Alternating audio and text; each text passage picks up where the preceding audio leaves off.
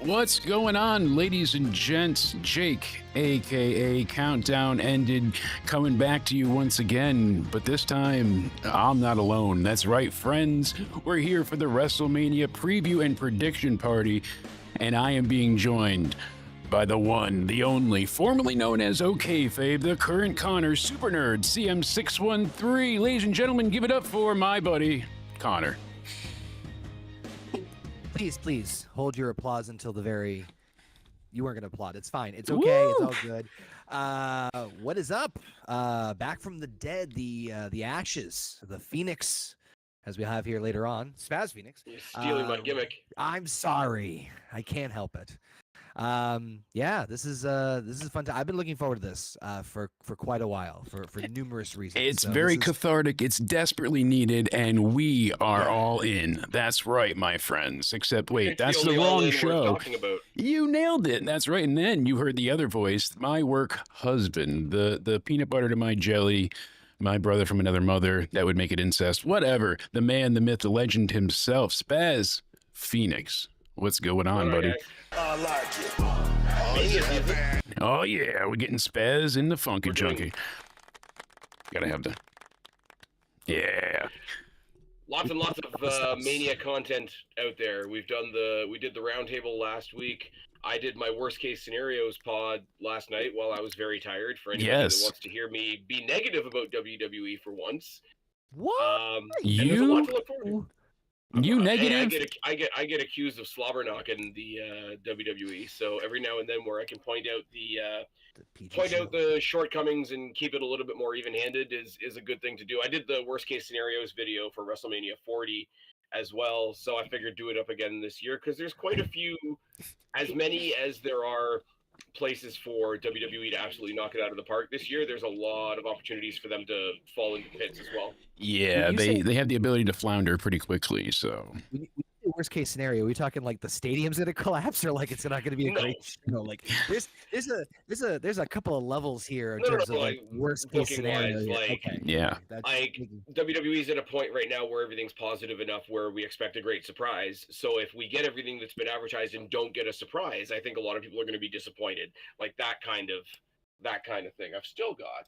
No, I don't. Yes, I do. Still got my notes. I may or may not refer to them while we're talking about this. So, we could have meant that you were referring to like a WrestleMania 24 scenario where people are on fire because of falling pyro. Like there are other worst case scenarios. The dead man sticking to his word.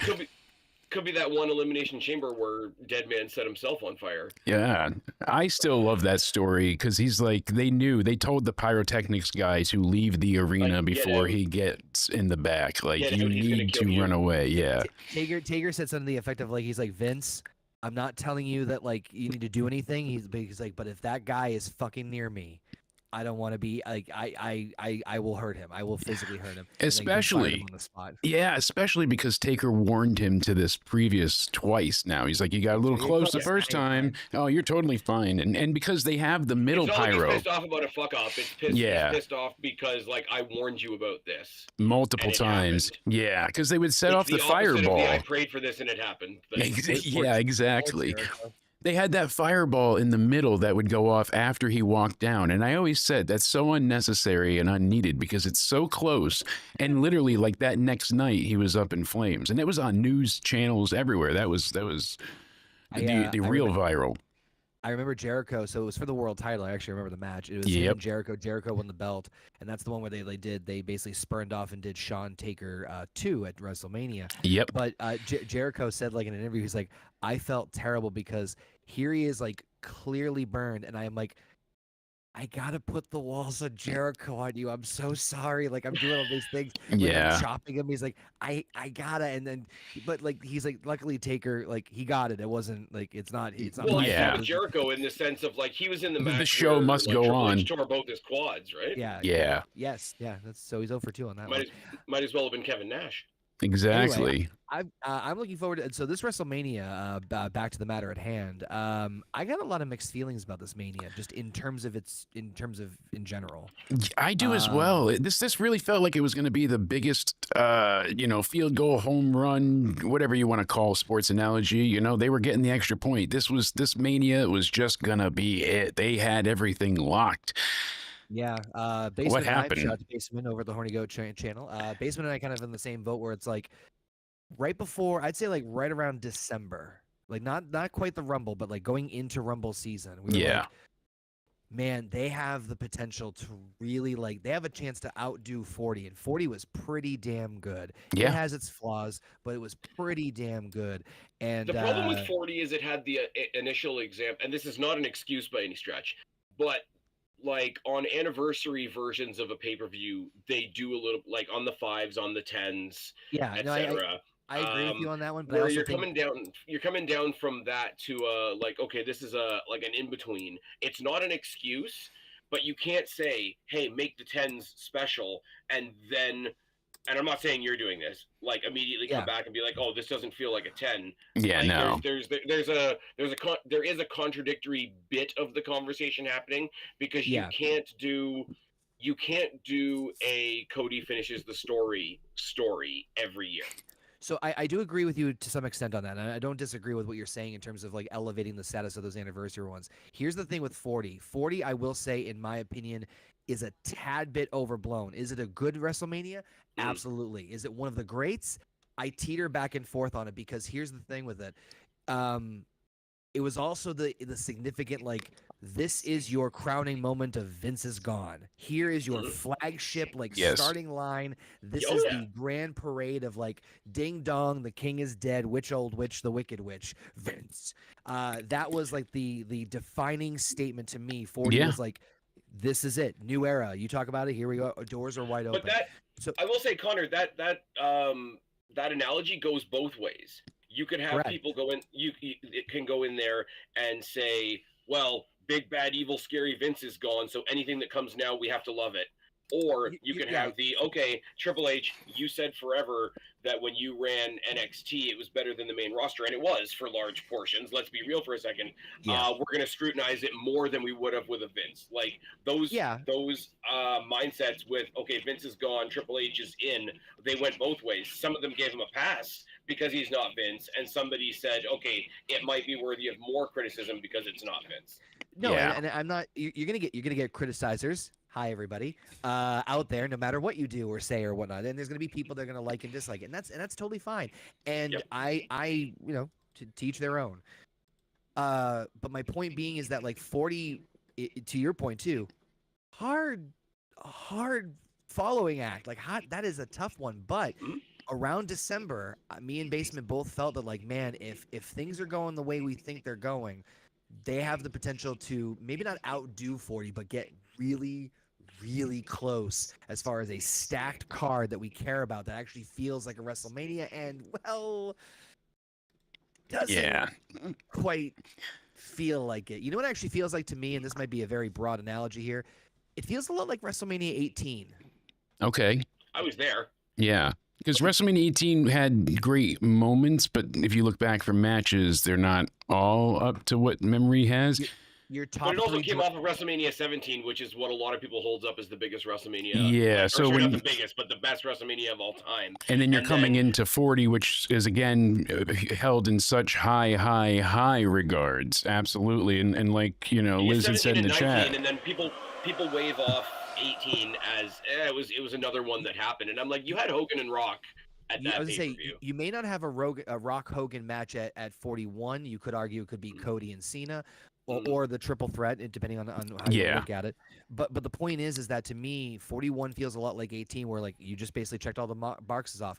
40 feels a lot like 17. You have, like, a hollow Mania. There's still some matches there, and, like, the top 3 matches for Mania 18 was Triple H, Jericho, Hogan, and Rock, and you could argue either Taker, Flair, or Austin Hall. Yeah. And so the thing about 40 as well, they had some really great stories that wasn't just the Bloodline. The Bloodline was this incredible overarching narrative that encapsulated everything that we cared about at that point in time. You know, long-term storytelling, you were finishing a plot, there was multiple threads and people involved, there was tons of layers, everybody had something to do, like there was great moments and things for it.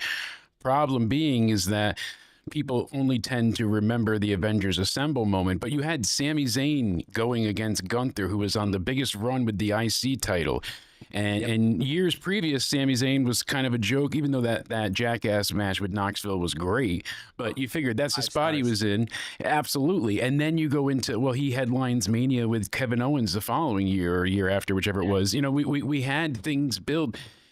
We had that really great opening with Rhea Ripley and Becky Lynch. I loved that opening match and the entrances for both. When you find out that both of them were sick as dogs that day. Yeah, one having an anxiety attack, ready to die. The other one just literally sick. It was a great story because I love like Becky Lynch coming out to the words of her book that she put out, and it's on her dress. It was awesome. And then Ripley got to come out to Motionless in White, which is not a group I'm familiar with, but like a live presentation's always going to win for me. Well, she said that helped her escape the moment, and just because she looked into the singer's eyes, and she was like, I just used him to focus myself, and he took me back into the this is Mania, enjoy it. You look at Drew winning the title and then getting cashed in on. Like, there was a lot in 40 that stand out. Even though Punk was injured, he played a major role there, and that set up to eventually be one of the feuds of the entire year.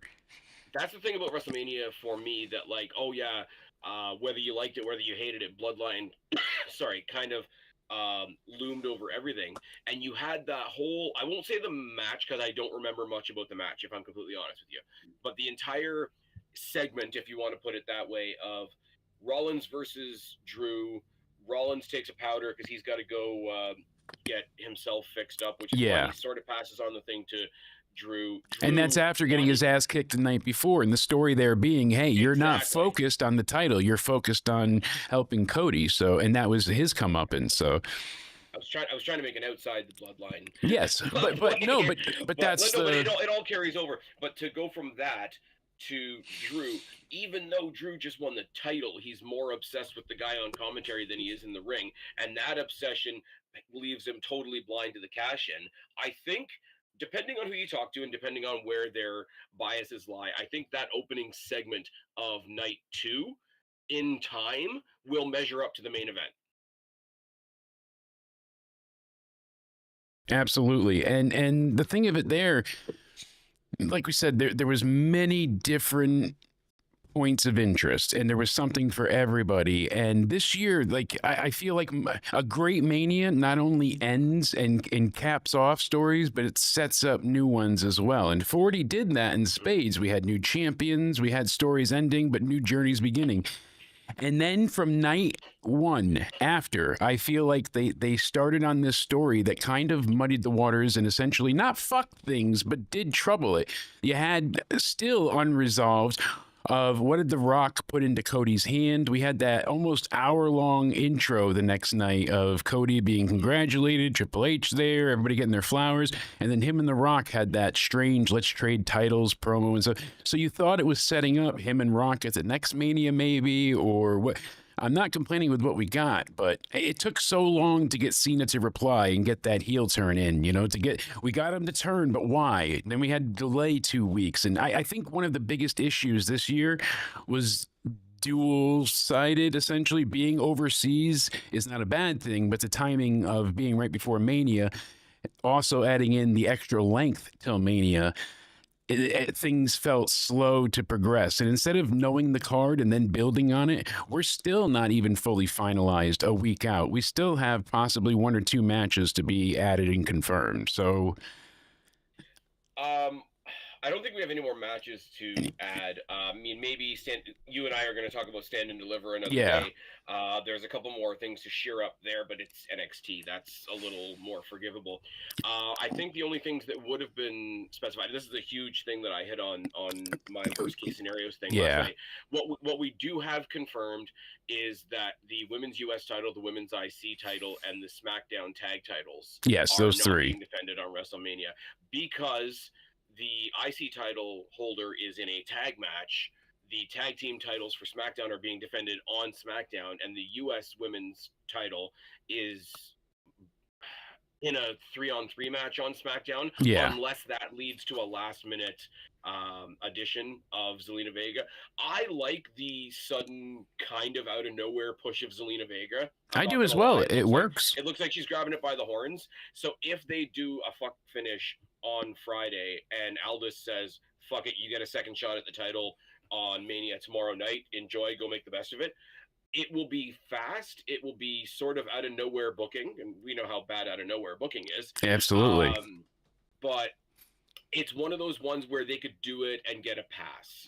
They could. They certainly could. But do they need to get a pass? Is the thing. I mean, there's so many different angles here that should I just mean there's a lot more things on the show that I'm not going to be as forgiving about. Exactly. And no, I totally agree with you there. But like, there should have been more overall, I want to say, more given to us. I don't know why every belt isn't being defended right off the bat. It should absolutely, as many people have reached out and said, it should be like Night of Champions. Everyone going forward should be defending every belt. If you're going for a tag title on night 1, then night 2 you should be defending your belt. Like they can do it that way because of the 2-night 2, that you can have people wrestle multiple times if need be. I'd even be fine with them doing like pre-show shit, honestly. Like absolutely. Even the argument of like, oh, there's no room on the main cards. Like, yeah, fine, okay, we get it. There's a shit ton of titles right now. I wouldn't care if the women's tag titles are the US or the WWE tag titles. Hey, it actually gives you a reason to want to watch the pre-show. Exactly. The problem with that is, and it's been a slowly developing problem over the past couple of Manias. With the 2-night format, with, it's not just WrestleMania night, it's WrestleMania weekend, I genuinely think WWE looks at that SmackDown as the kickoff. You're not wrong, because they've done the Andre the Giant Memorial Battle Royal a couple of times. They're doing it again. Yeah, there you go. So I mean, they're doing it on SmackDown, yeah.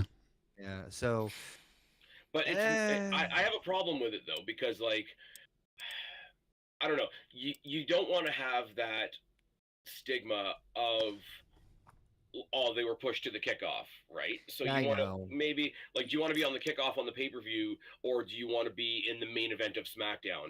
Okay, the people that are performing on SmackDown don't get to walk into the stadium. They don't get the stadium pop. They don't get to walk down the WrestleMania ramp. Yeah. The people on the kickoff are more a part of WrestleMania than the WrestleMania SmackDown. We always said, like, oh, the kickoff show should just be the start of Mania, which it should be. But I like the idea of having a few matches for a kickoff. That was never, it was when they had, like, this crazy 7-match card on the pre-show with, like, the cruiserweights and the tags, and it got to be a bit much. They had, like, a 2-hour block. I know he's not everybody's cup of tea, but Austin Aries took that on his shoulders when he was the cruiserweight champion. Yeah, like, him and Buddy Murphy. If you're gonna shove me on the kickoff, I'm gonna make your kickoff the thing to watch. And that was an incredible show. People took that mentality and carried it and whatever. And yeah, there is still a thing to say of like, okay, there's a downgraded level to it. But then again, from a motivational point of view, it's like, okay, if you think you're in a downgrade, push, climb, grab the ring, whatever shitty cliche we want to use. And it's like, here you are. Like, here's not being on the show. Here's the kickoff. Here's the show. Nudge yourself up. Yeah. Nudge somebody else down if you have to. Not in a combative sense, but nudge somebody else down. You want to be where so-and-so is? Outshine them tonight. And we'll see you next month or whatever. And I will say, I've caveated a lot of this year's WrestleMania with this, and it's probably me being way too nice. Whatever big bombastic thing you think you're not getting at WrestleMania this year, remember that they are doing the first 2-night SummerSlam this year. They are trying to turn SummerSlam into WrestleMania .5. So they're gonna do it with all the big ones. They're eventually gonna do it with Money in the Bank. They'll eventually do it with Rumble. Maybe they'll do it for Survivor Series. But I don't think they'll do it with Money in the Bank, because I think it's like the dark horse of the Big Five. It's sort of taken the King of the Ring spot in the Big Five. It's the dark horse. The one that makes the most sense, and I'm sorry, it makes more sense than WrestleMania, is the Royal Rumble. I agree. No, I agree entirely. 2 matches in a Rumble each night. Like, I'm surprised it wasn't obviously, if it's big, it's going to be the Rumble first. But even knowing that, it's still surprising to me that they didn't try it with the Rumble. Well, because Montana Zombie in the chat said fans are going to be wiped halfway through again because, like Liz mentioned, it's a 3-hour pre-show, and Triple H thinking more is better. In this regard, I don't think so, because you're not having kickoff matches. You're not. What are you doing for 3 hours besides just recap and playing packages? You know, it'll be concerning with the booking if they do a 2-night Royal Rumble and they book both Royal Rumbles on the same night. Yeah, that would be. Well, I always said to get the fullest extent of your rosters, because there's it's not always true, but you get this mentality of, oh, if somebody actually has a match on the Royal Rumble card, then they may not necessarily be in the Rumble. So swap them out. And I know, like, I'm not trying to turn it into a gender thing, but right, have one night be the guys' Rumble and a few female matches, have the other night be the girls' Rumble and a few male matches. Exactly. So that there's literally no indicator of who's showing up in what Rumble. Plus set a new precedent. That also helps you create more excitement around the idea of, if you win the match, you get into the Rumble the next night. Fair. Yeah. Fair. Okay, but you can only do that one way. You can't have the winners on the second night get the first night. Granted, but you can do it and make it a big deal for one of the Rumbles, and you can alternate in years too. I feel like they have a problem being willing to alternate. It seems like they're not always straightforward willing to just go ahead and be like, hey, this is what's happening. This is, we could do the guys next year as the main event and the girls this year as the main event. And I know that gets worrisome too, sure. but there are seemingly ways to bounce things around. Yeah, and I've seen other people take it a different direction, where do a guys' Rumble at the beginning of the year leading into Mania, and like a ladies' Rumble in the middle of the year leading to SummerSlam. I don't like that as much, because as much as they're trying to elevate SummerSlam, you've still got like pay-per-view 1 and pay-per-view 2, and if you ever make the ladies' Rumble to SummerSlam instead, it's going to get called a downgrade by somebody. I mean, again, there's gonna be no one can book a perfect show. No, of course not. It's physically impossible. There's no way you're gonna get critique and criticism somewhere down the pipeline. But yeah, I definitely think that, like, I think Rumble makes a lot more sense to do 2 nights. Again, I'm just still laughing at the idea of, like, oh, here we are, night 2 of the Royal Rumble, and both Royal Rumbles have already happened. Wait, when's the Rumble? Yeah. And I will say as well, to Montana Zombie's point, like, I get the whole, like, more isn't always better, but I am going to double and I mean, as far as the actual card where the actual matches are, the kickoffs being 3 hours can fuck off. WrestleMania itself is the one example, because they've shortened up all the pay-per-views since Triple H took over. He's basically done the takeover template, right? Because he's done that so much, and it's always left me a bit wanting. Even the pay-per-views that have been fantastic, of all times where you can just say, let's do as much as we can, I'm sorry, WrestleMania needs to be that show. Yeah. Yeah. I agree. Yeah. Because the people that want short shows are going to be the same ones that are super critical of what gets edited out. 9 times. And I say, not aiming this specifically at Montana Zombie in the chat, but overall, if I scan the conversations that I have, if I scan the conversations that I see on socials, it's the same people demanding X, Y, and Z person get a match that are also saying the pay-per-views are too long. And I'm like, you can't have it both ways. But by the way, and I'm just catching people up to speed here, because we haven't hung out collectively, the 3 of us, in God knows how long, talking wrestling, so I have to catch people up to speed on my thoughts sometimes. I will be just very upfront and say, when it comes to talking about, like, WrestleMania itself, and honestly this era in general, I am 1000% more lenient on errors, issues, and mistakes, and, like, flubs, because of just the fact of, hey, they're trying something different, they're trying something new, and this is even far more superior than what we had from the previous regime as far as, like, the creative and stuff. So, like, even stuff that I, like, may critique and say, like, wow, that was, like I think Jay and Jimmy's match at Mania last year is a great example. Was it a great match? No. They even acknowledge it, but it's like, all right, they tried it, cool, moving on. They got hit for time, and then from there, it just turned unfortunate. Isn't as bad as some people say. Like, did it require more story than in-ring? Yes. But a lot of what came out of the Bloodline storyline was like that. And, like, people pretending that, like, oh, everything else was 5 stars in the Tokyo Dome, and then Jimmy and Jay went out there and took a shit in the ring, is a little disingenuous as well. Exactly. On this card, like Connor mentions, like, okay, nothing can be perfect. And it's like, okay, so I sort of start picking and choosing like where I need them to be a little bit more perfect and where I don't, which is where I get into the conversation of, this is a little bit lighter. It might not go the way I want. It's going to get a free pass from me. I'd still like to see it. Yeah. Yeah, I mean, there's gonna be I'll when we get to it, but like the triple threat, Seth, Roman, and Punk, I have a lot of say when we get to that match, but like that's one where like that would not have been my choice for Mania, but no. I get why they did that, and I know they're gonna crush it. That match is gonna be insane, but we'll cross that bridge when we get to it. Anyway, well, the one match no that doubt. I wanted, we sacrificed the one match that I want to see for my own petty fuck AEW reasons. But out of that, we've got 2 other matches that I'm interested in. Is it Punk versus Real Glass? No, it's Punk versus Cody because Cracky Khan could have had that. That's still coming. Oh yeah, we're definitely getting some type of nod, and I still love obviously Cena. That's got to be the best line the entire build with him saying as he did, I build empires for rich guys, and you we can't give that credit enough. That is so perfectly poetic and just. Like it's not a burn for any other sake but reality and fact. I mean, he basically, Cody helped build the company, but what did he do over there? So, it's like, hey, here's the point. Thank God we're getting Cena one more time before Mania. Thank Christ. Thank God. That was a huge worry. We brought that up. Cody, unfortunately, couldn't be here today. He had to do some family things for Easter, but that was his big concern. Absolutely, and he's got to get pumped up and keep that pec going. But he's upset as well that this was kind of all we got from Cena and Cody. I really thought we were going to get something with them and The Rock, or maybe Friday. Maybe we'll be patient and we'll see him and The Rock. But the fact that The Rock has barely been mentioned all but once, and that was so pivotal for this angle. Like The Rock was the whole reason Cena turned.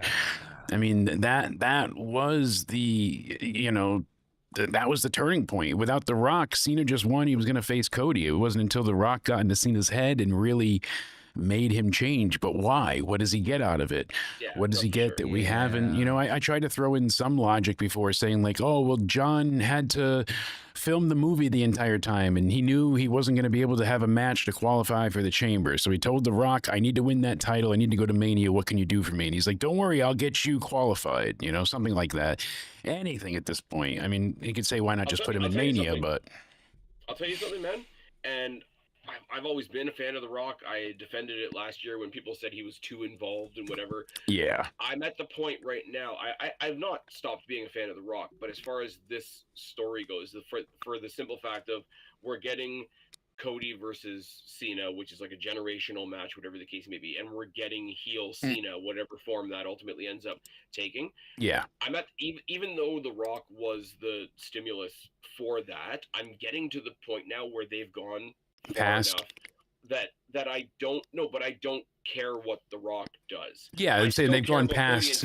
Yeah, I still care about Cody and Cena on the night. Granted, and I said this the last time we all got together. I was there for Chamber. They put the Chamber in the dome. I lost my shit watching that heel turn happen live. And I'm like, you witnessed history. Awesome. Absolutely. Yeah, this was awesome on the night. Cena Cody is going to be awesome on the night. And it was one of those, I don't want to say, like, they didn't have to do anything. I'll just watch it on the night. But kind of, they didn't have to do anything. I'll just watch it on the night. Because as far as storyline investment, it's a 2.5-month build? Yeah. Whereas just about everything else on this card has been building for like 10 times as long. That or some things have been thrown together. I'm not shrugging off the match, but I am pushing it to the one side in the case of like when it's happening in front of me, I'll be excited, and I don't need to be excited right now because there's other stuff on here that's drawing me to the card a whole lot more. Yeah. I don't know if we had any order or format to this. No, we're kind of just bullshitting, and we'll get into predictions in a minute. Yeah. Well, we're already here on the Cody Cena match. I was like, might as well fucking. Yeah, I think you might as well just Cena's winning. I think Cena has to win. Yeah. There's no other way. Like, so okay, to kind of back up to the build right now. The build has been very awkward for me, but I will say is that the last time Cody and Cena were in the ring, I felt like finally we are on to like first gear here. Now we're getting some good stuff here. And not that Cena's promos before weren't good. They were just off-putting. It was like Cena hated the fans. Okay. Yeah. I like that. It's a great setup. It's a great like okay, I see it. Okay, where are we going with this? I hate you fans. Okay, we got that. You hate us. We got that already, yeah. Can you tell us what else? You guys are so hypocritical. Sure. Okay. Can we? I think we've received that message. What else we got? Yeah. And he hinted a little too long on that. But then the last time that Cody and Cena were in the ring, where like Cena started going after Cody verbally, I'm like, okay. Now I'm getting some more. I don't even give a shit about The Rock. I could not care less. Rock to me. I think what happened, honestly, was that the plan penciled in was Rock Roman, and then when Rock Roman didn't happen and wasn't able to happen for Mania, this is what we got instead. It feels that way, yeah. That's the way I'm feeling. Rock Roman, it's... we would have had another round of. Yeah, I know. I know. Which I wouldn't mind, but I wouldn't be able to defend it either. Yeah, but certainly not. No. But with Cody and Cena, it's just like it is very like to Jake's point, like. What did The Rock say? Why does this like? What did he tell his soul? Like, is Cena going to be in the new Fast and Furious together with Rock? Are they going to be holding hands? What is the story here? Yeah, what are we getting? That's and see, I'm on the opposite end of the coin of I don't care what the story is. My reasoning, going back to the pod I did last night, you have to go with Cena because Cody's the boring answer. Well, if Cody wins, yeah, where do you go? It's just business as usual, and we kept going. Yeah. If Cena wins, there's stuff to talk about. Exactly. Heel Cena as champion. There's heel Cena as champion. There's Cena's going to be a part-timer. We're going to have the Brock Lesnar, Roman Reigns conversations about John Cena. We're going to have to draw the parallel between Cena now doing what CM Punk did at Cena's expense at, what was it, Money in the Bank 2011 in Chicago, which is going to lead to a CM Punk confrontation, which is going to lead to a Roman Reigns conversation, which is going to lead to a Seth Rollins conversation. There's 20,000 conversations that come out of John Cena winning. Yeah. And even though everybody loves Cody and he's the guy, Cody wins, it's business as usual, and everybody goes, "Oh, okay." I agree with you. You don't want night 2 of WrestleMania to end with a "Oh, okay." Yeah, exactly. No, I think I agree with you. Cena winning opens up a shit ton more doors. It creates an interesting narrative. You have to tune in to see what's gonna how are they. It's his last year. He has to lose the title, right? Like, you know, obviously we all know he's going to, but like it's that like natural drive of like, well, how's this gonna play out? And the door's wide open for them creatively to an extent to do what they want. You know you're gonna get your Cena Punk match. You know you're gonna get your Cena Orton match. You're probably gonna get your Cena Roman match. Yeah. You could get a few others. Personal note here, I really, really, really hope they do a Cena Drew program. I really want to see that more than anything. I want to see that probably more than, like, respectively, out of all the other ones. The one I want to see the most is Cena Drew. That's the big one. But anyway. Okay. So I know a lot of people want to see Cena Gunther, but there's a lot of tricky storytelling you got to do to get there. I think mixed feelings about Gunther now. You and me both, and not necessarily saying that Gunther's still going to be champion. I've said. I don't know whether I said it with Jake or whether I said it on one of my own pods. I don't know where we said things anymore. That's the problem. We're doing too much. Where I think there's an interesting story beat to be had, because last year at this time they teased Cody Punk. Yes. This year, going into the Rumble, they teased Cody Punk. So it's a story that's hanging in the air. You could have CM Punk and everybody's like, oh, you know, Cena's his old rival. Of course he's going to go back and fight his old rival. He wants that championship. And to have Punk come out and do something to get in Cody's face, and be like, go get your fucking belt back so that we can give these people the match they want. is a better story to tell, I think. It would be good because as much as I would love, in a way, to see like heel Cena and heel Punk, could you? Oof, that would be nuts. But I don't see them biting on both at the same time. You don't need to.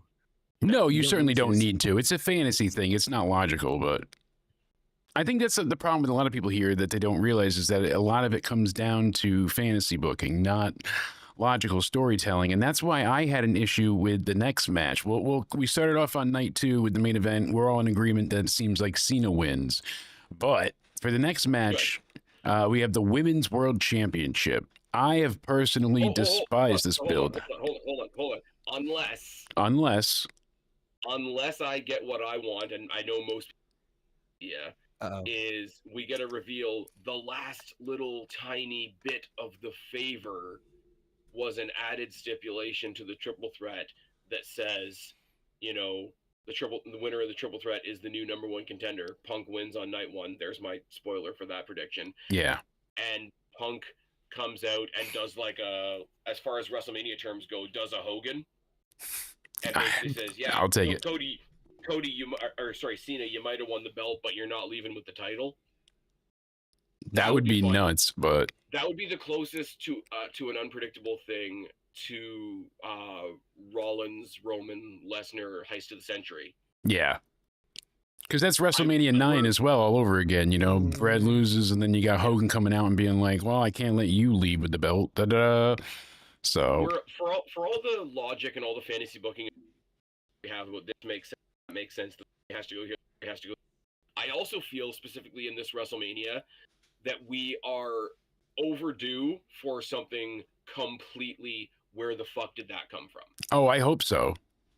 Because that's been my little, quotable moments. I've said the words foregone conclusion a lot this year. But last year when we had the Mania card, a lot of the matches didn't seem like you knew what was going to happen.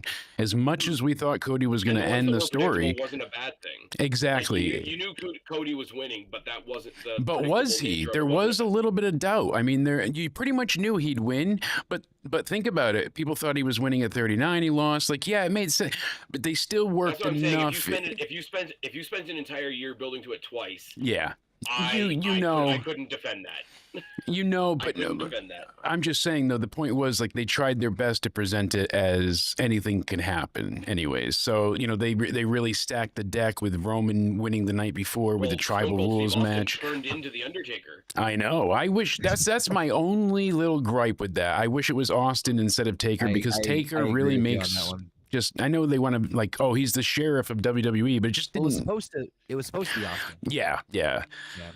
But I think the surprise moment or the big like shock, like where the F did that come from, is kind of a little too predictable. I think it's the triple threat. Seth, Roman, and Punk. Yeah. I think it's gonna be Rollins. I think Rollins is winning. Rollins is walking out with Heyman. Mm-hmm. Yeah, I agree completely with Spaz. I think it's Seth walking out of there with Heyman because respectfully, you slice it any other way. It's to me, it's business as usual. Roman wins, it's business as usual. Punk wins, it's unless the only way you do it with Punk winning is if Punk wins by pinning Seth. And then him and Roman can still face, maybe. But I agree with you there because that's one of those ones where like, yeah, okay, because what Roman does not need the win, nor should he win. Nope. Punk already beat Seth. And he beat Drew from his rivalry last year. So and he hasn't gotten a title shot. So essentially Punk could head into the title shot picture after that. But Seth leaving with Roman or leaving with Paul Heyman. Initially, you called this, Spaz. You said it a while back. You're like, I could see this happening. And then the way they set it up last week, all but certainly seems like that's where they're going with. Now the stomp. The only way you get Paul Heyman actually putting some bass in his voice to talk to an opponent like he spoke to Seth Rollins is if it's an act. Yeah. Because I don't imagine him being not afraid of Seth. The problem I have with it is as much as I will advocate for Rollins a lot, like Heyman probably will, that he deserves a lot more credit than he gets. Oh, he's just like a 1B player, like he's not quite Roman, he's not quite this, he's not quite that. There's a lot of criticism going into this year that says, you know, this is really a Punk Roman match with Seth Rollins thrown in. I'm like, come on, guys, it's not like he's Bianca Belair. Let's not do that. But I think people see him as such the crowbarred in person. The other example I used the other night was people are speaking so down about it that like they're treating him like the Miz between Cena and The Rock, which I don't think is valid either. I don't think that's valid anywhere near it. I don't think it's valid at all. But I do see that mentality enough. Like he's just sort of sitting in the background, which is why the surprise will work. Yeah, but I think because people aren't expecting him. They're underestimating, you know, the Kingslayer. But I think if people carry that opinion of Seth in general, I think you have the possibility of a wet fart response. And with Roman, as you say, there's two sides to it. A, it's business as usual. Roman wins another match, and B, even myself, who appreciates what Roman has done, my thought is going to be, okay, he's going to do nothing with that momentum because he's going to go away again. I'm a Punk guy. I'm unabashedly a Punk guy. I want Punk to win. I think CM Punk deserves to win. And more importantly, I think CM Punk deserves to be the one, at least in the conversation, of saving that belt from heel John Cena. But I think the bigger worry is how divided people are on Seth and the fact that you're gambling with a wet response if it's him. I swing towards Punk. Don't know. And the thing of it is that the fans have been kind of conditioned to subtly hate Seth. If you think about it, right, like Seth is in my opinion, Seth has been portrayed as a tweener. Depending on who he's feeding, he's either babyface or heel, and that's a huge advantage for him to be one of the big cornerstones of the company. But if you really look back at some of his verbal interactions with some of the bigger baby faces, and I point to Sami Zayn specifically, you can tell that there's still genuine heel animosity for, like, you know, certain characters and whatnot, whether and that goes into the area of, like, you know, making, you know, gray, you can see things from different perspective. But the point is, they've been pushing certain dialogue and certain responses from Seth to almost like subtly condition to you to know that he's coming to be a heel. He's not either. With this push with Heyman, that's going to make him a full heel. But my only worry with this is that, based off of the way Seth said, like, now you owe me a favor, it worries me that it's going to turn Paul Heyman into a fucking title, where it's like, you're going to have to wrestle for the services of Heyman and Heyman full match. Pretty much. I'm not minus Viagra and Judy Bagwell. That's close enough. I can see that too, where it's like, oh, we're fighting for Paul, and that can get messy, and I don't have much interest in that. What Connor's saying, and he's bringing up a good point. Although I see they have tried to clear up Rollins's tweenerisms, if that's a word, by being a dickhead to certain people, right? Yes. Yep. The problem with that is they've gotten so good at storytelling and making things not so black and white, making characters, you know, three-dimensional and whatever. Yeah, we don't want to see Rollins go and tell off Sami Zayn, but at the same time, the things he's telling off Sami Zayn for are entirely understandable. Yes, it's true. You don't necessarily want to see him go tell off CM Punk, but CM Punk is such a divisive character that telling off CM Punk is going to get you a boo and a cheer anyway. You're literally putting your three tweeners in a match. Yes.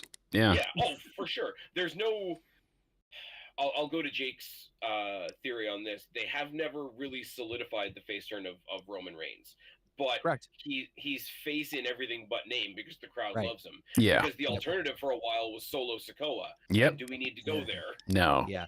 So talk about somebody they failed. Solo, Jesus. But they brought in Jacob, and Solo knew his cards were marked. They're in Vegas marking the cards. I love you, Solo. Counting cards. But, maybe hold on. I wonder if I can play around with the soundboard on here and get the "I love you." So, oh yeah, I can. Nice. Sorry, I'm thinking out loud here. You got to add to it.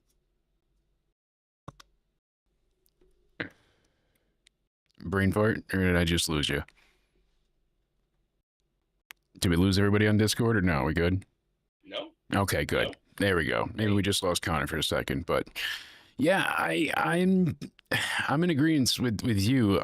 You laid it out in such a way initially that it was perfect. It really was, and they or perfect in the sense of like that's the best story they could tell. I think the most interesting one. They go ahead and they have Rollins leave with Heyman that night, but he doesn't have Heyman's services going forward. It's just one favor. I think that might be more of it. But I can hear you. I can hear you loud and clear. I can hear you. You can hear me? Well, that's wonderful.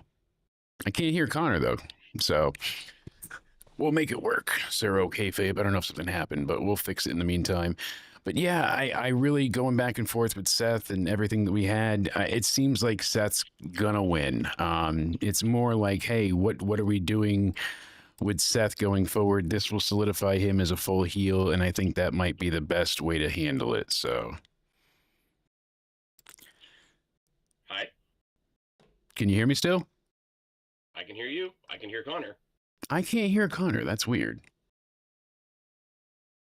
All right, hold on. Let's mess with this for a second then. Okay. Jake, he said he's gonna hang up and call back. Okay. Can you hear him now? I can't, but it's weird. How about now? There we go. I got it. Hey. I knew something was wrong. It muted you on my end. Somehow. Was they put on timeout? I don't know what happened. My soundboard apparently doesn't like you, and when it went to...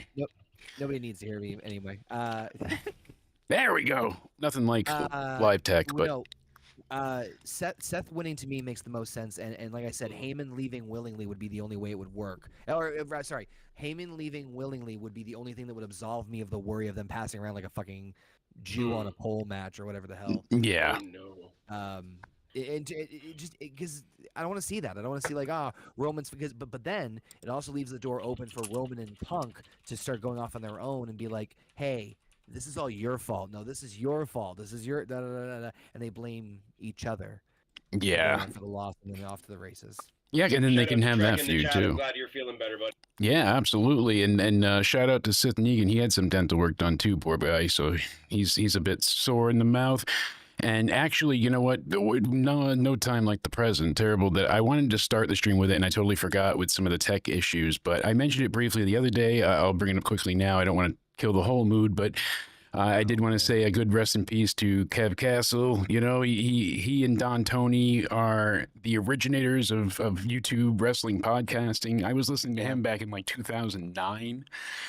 Before, you know, that I was listening to him before JD even started, you know, Call of Duty content, before Joe was ever live for SummerSlam. There was, you know, Don Tony and Kevin Castle and TV tracks. Yeah. And it's just, it was heartbreaking to hear. And I know it's silly to say like, oh, right before WrestleMania, but of all things, like he was so excited. He's been looking forward to Cross's build. Like it feels like things are happening and he's not here for it. So it's a bittersweet, you know, pill to swallow. Hopefully his family and friends can find solace in knowing that, you know, he's obviously in a better place, but he left a hell of a legacy. He is greatly missed and revered like no other.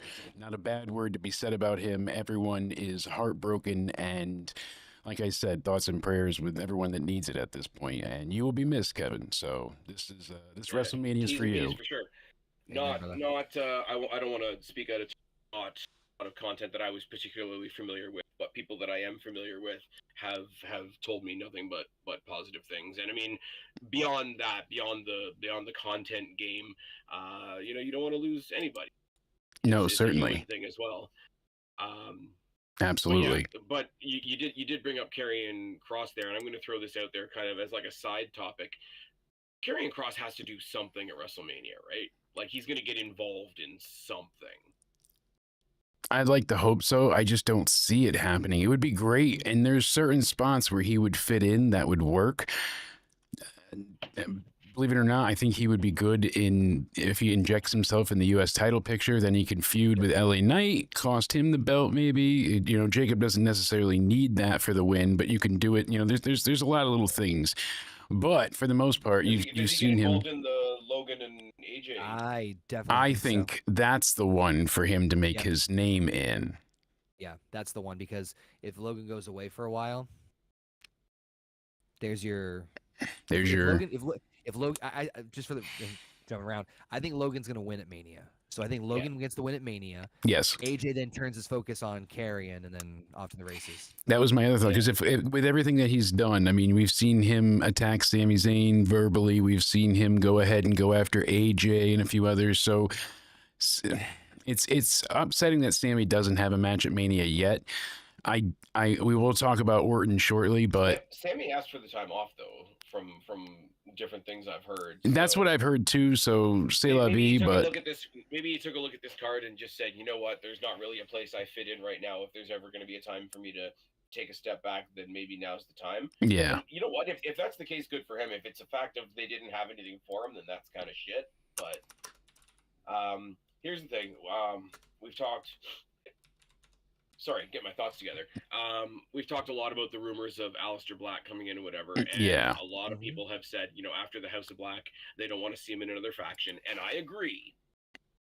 At least not right away. Not right away would be nice. I was waiting for that. I heard that in your voice, like, I agree. No, I do agree. I'm just talking about a more thing, because we're talking about, or I'm basing this on people that were misused and potentially discarded and whatnot, right? Mm-hmm. Hear me out. Mm. Karrion Kross and Scarlett. Bring in Aleister Black. Yep. Baron Corbin. And Dijak.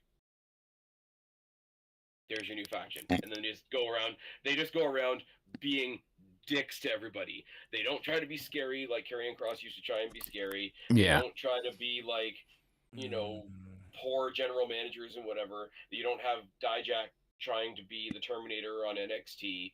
They've all got banter. They're all really good at being dickheads in public and on social media. Yeah. So have them come out not as a gang of like super tough guys, but just as a gang of assholes that rip everybody apart.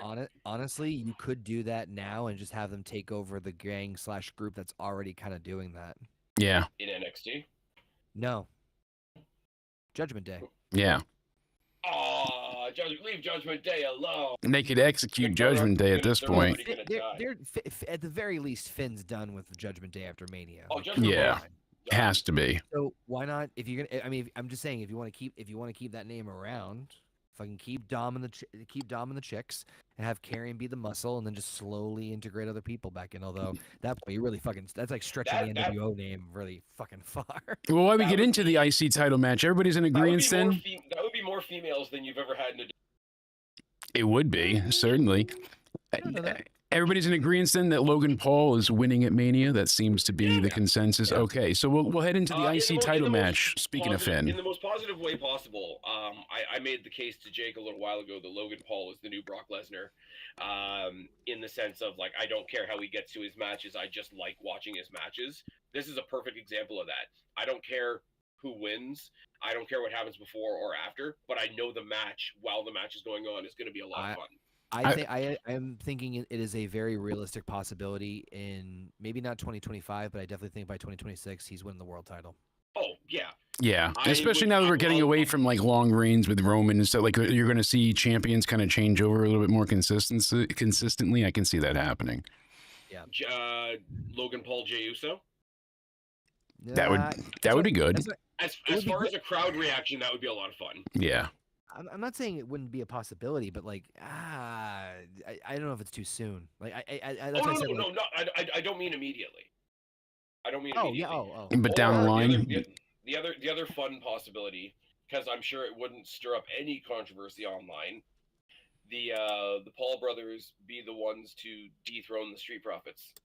Yeah. So, wouldn't be the worst thing.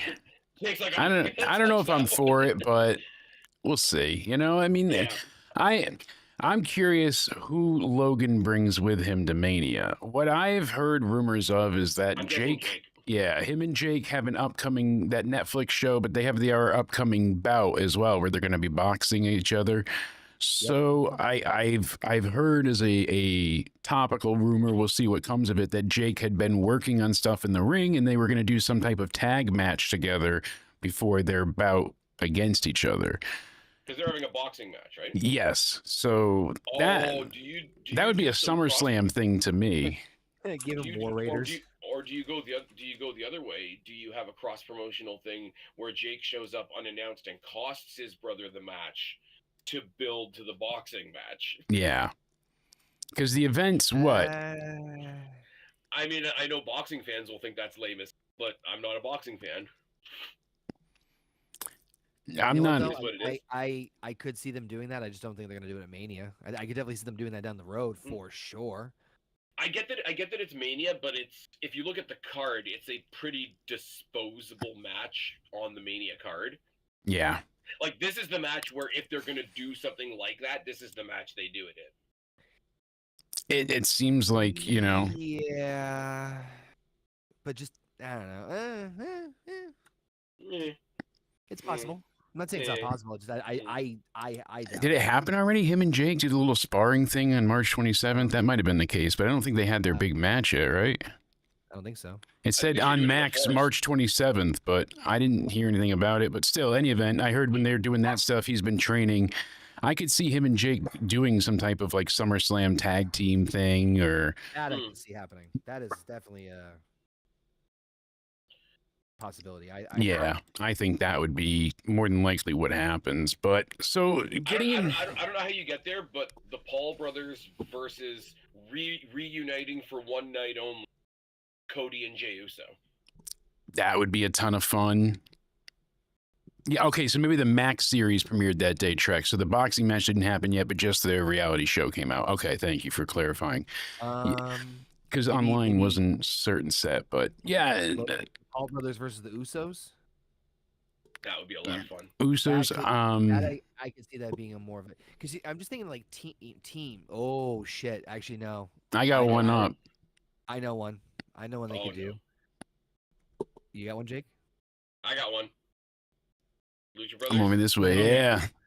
You know what? Fuck kudos. I didn't even. On this screen. Think of that. Yeah. I didn't even think of that. That's a good. I'm thinking like, what tag team? Motor City Machine Guns. Motor City Machine Guns would be great too. But that's not my real answer though. No, what's yours? Okay, because Jake showed up like one time for one like walk his brother to the ring thing. In like Saudi when he took on Roman for the title, the one lucky punch. Okay. So, but other than that, it's just been Logan. Logan's been on Raw. Logan's been on SmackDown. Logan has been on pay-per-view. There's one place that Logan hasn't gone. NXT. Give me the Paul brothers versus Fraxium. Oh God, now that's the match.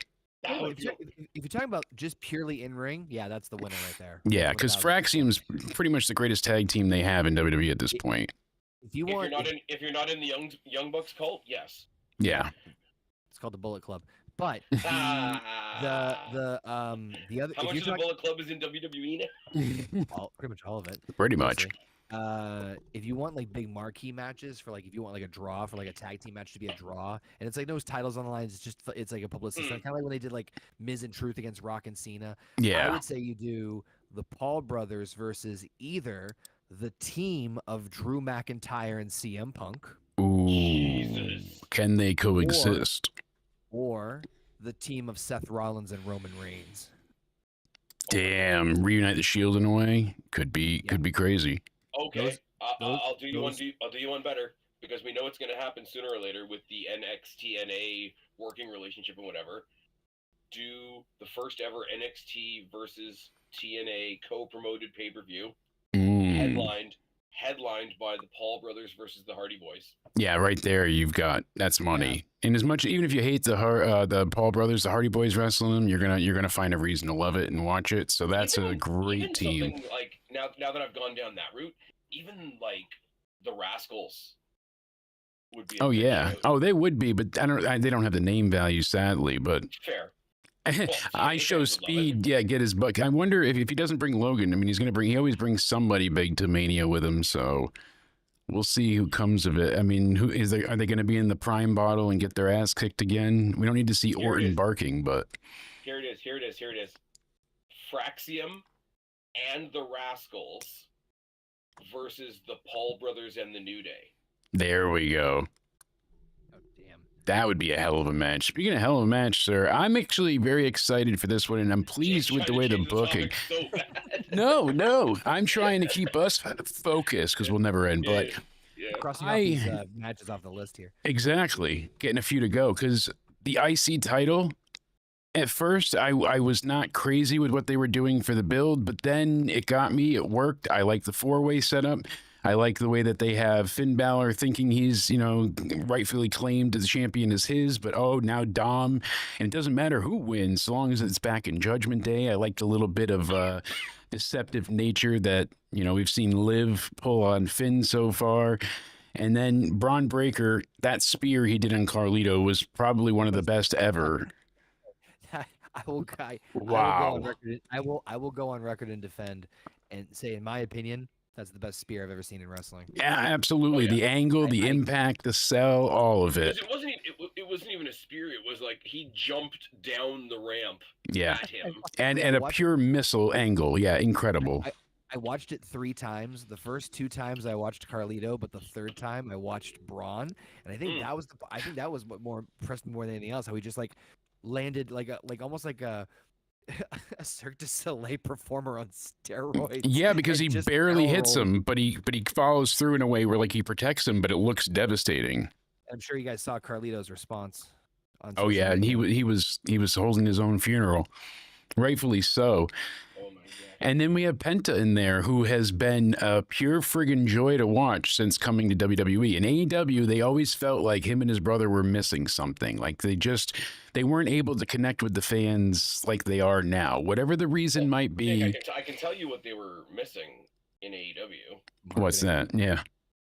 Fans on the other side of the arena. Well, that too. They need people to actually be there to look at. I love the drone footage because you can see the entire arena. Anymore. Exactly. You can't hide in one spot. And with the drone and with the aerial footage and the shots they get when they come into the crowd. No, they can't. They could do a few victory laps around the ring, but they can't get the drone going. And weird. Why are those crowd members there has to be a victory before. There has to be what? Spaz? There has to be a victory before you can do a victory lap. That's very true. I was saying, watch they fill in the rest of the audience with PS2 graphic, just fucking SmackDown versus Raw, where it's like, wow, those. I actually saw that, now that we're out of COVID, Tony Khan's going to buy the Thunderdome from Triple H. Let me get. What do you mean it doesn't come with people? I need that to be filled. Better spear, Carlito or speed. Meltzer's there. It'll be couple people. He did get I Show Speed amazing in the Rumble when Braun hit him there. That was great, but I think this one tops it. The angle, the leap. Cool comedy. That was a whole cool comedy thing of yo, Speed, you busy? You want to go in the Rumble? Get out there. We just happen to have music queued up for you. Yeah, you're ready to go. Everybody that shows up has music production ready. That kind of stuff though is kind of like the tongue-in-cheek shit, which I just like. Where it's like the Muppets. It's like you all know what the deal is. Yeah, know. That was the thing for years. Is WWE is just like the Muppet Show. It's not a show. It's a show about a show. Yeah. Yeah. But yeah, this 4-way. I think this 4-way is going to be the car crash match. I think this is going to be you're going to see some absolute just bodies of flying. I love that it's serving multiple purposes, where it's Braun Breaker has been on a tear as Intercontinental Champion. Penta's the new hot thing right now on Raw, and obviously teasing the tension where this is pretty much the nail in the coffin for Judgment Day as far as them splitting up. Yeah. So it's a wonderful it's a wonderful win across the board as far as just everything plans coming together the right way. I think it's safe to say that Braun is not leaving as champion. I don't think he's leaving as champion. Yeah. I concur. Yeah. I think this is, and I'm just going to go on the record now and say I think Braun Breaker's winning Money in the Bank. Fair. I think he's going to win this year's Money in the Bank. I will piggyback on that with you. I think a lot of people are saying it's either going to be him or Fatu. No, I think it's going to be either him or LaKnight. I think it's going to be either LA Knight. LaKnight would be a good choice too. He's one that certainly needs that type of big elevation to get into the main event scene, because he did well handling his own when he went against Roman. You knew it wasn't his time yet, but Milo's in the background somewhere. Nobody really minded it, but at the same time, like everybody was okay with it because it was a filler challenger. Like if they were trying to present him as a legit challenger, I think a lot of people might turn their noses up a little bit. Yeah. My thing with this match, and again, I'm gonna self-promote and check out my worst case scenarios thing that I just put up. My problem with this match is if the guy that I want to win wins, it's the worst option. Right. I'm pulling for Finn. Oh, okay. Because I ever since like Finn had like his sort of like botched call up to the main roster, I've been like, give this guy the ball. But when I look at the other three options, Shoulder injury. Damn. Breaker is a machine, and he's the it guy right now. Like to borrow a phrase, he's got like next big thing energy all over the place, right? He's ready. He is, to me, he's like his head's like hitting that glass ceiling of the IC title, and it's about to break his neck. Through it. Like, yeah, he's about to smash through it. If you look at Penta, as petty as this sounds, there is a conversation of everybody that's coming over from the other place is being treated like a rock star. Cody, enough said. CM Punk, enough said. Ricky Sainz grabbed a title right away. Ethan Page grabbed a title right away. Penta's already in the IC title picture, whatever. That's a draw. That's a drawing thing, right? Yeah, damn right it is. Third option, Dominic Mysterio would be hilarious. I was about to get there. There is a very strong part of my chaotic brain that just wants to see other like people implode, and like I think it's a little bit of Spaz Phoenix to me, where I want to see Twitter burn, and I want to see Dom win the IC title. Yeah. Just to see people go like, what the fuck? And I'll tell you right now, if the Seth Rollins winning the triple threat isn't the shock moment, it might be this thing. I totally agree. That was my prediction. I think Dom wins. I would agree with you a year ago. My thought on Dom at this point is because he's the sleazy, like get by any means necessary guy, but hiding behind that, he's also becoming really good, and I think that's going under a lot of people's radars. I think as far as that goes, I think this is the most deserved pay-per-view spot I've seen Dominic in yet. Agreed. I agree with you on that one. To your point, I don't think it's as much of a rage thing now as it would have been a year. No. But it would be like another, like I said, another big, like that's, you talk about like a shock moment where it's like, whoa, didn't see that one coming. And the thing of it is that Dom is also one of the last people. He actually said this in an interview somewhat recently, where he was wrestling every show. He was going to every Raw, every SmackDown, every NXT, and doing the dark matches. I went to the SmackDown in Boston. They were here a couple years ago. He wasn't even advertised. It was him versus Cody in the main event, and it was a dark match. And he was the first opponent for CM Punk when CM Punk came back to the company in the Garden. At the Madison Square Garden show. He's purposely being positioned in that workhorse environment to absorb and learn as much as humanly possible. It is and obviously it's not for everybody, but it's a genius way to get someone involved in like a massive way. It's kind of like they've been doing this behind the scenes the whole time. It's like, no, I've been training the all along. It's like, oh, you son of a bitch! Like you figured it out. You evil bastard.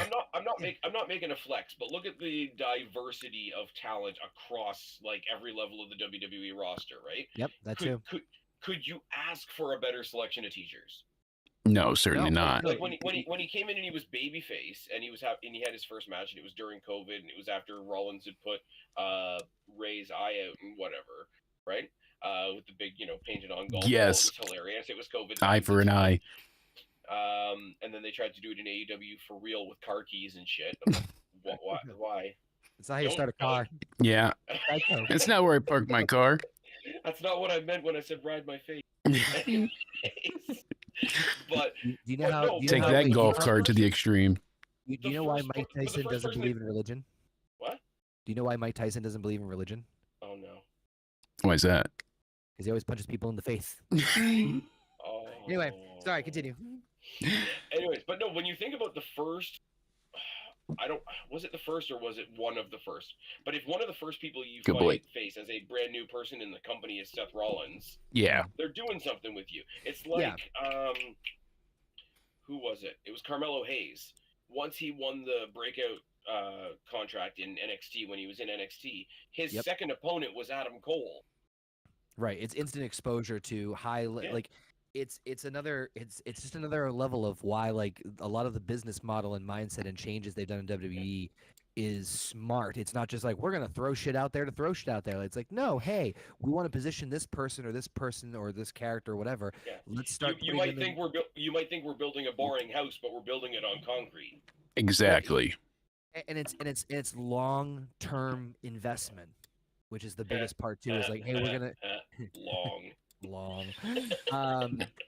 I'm not honest. I'm gonna lie with you. I wouldn't mind Dom winning the IC title. I think Penta's the safe bet, for obvious reasons. And then I think that Finn. I wouldn't mind Finn, honestly, Spaz. Like I wouldn't be disappointed. I just think that. But I think he's the last person being listed in the conversation. Yes. Agreed, yeah. Completely. Because I think there's, as much as I want it, there's better arguments to be made other than just I want it. Exactly.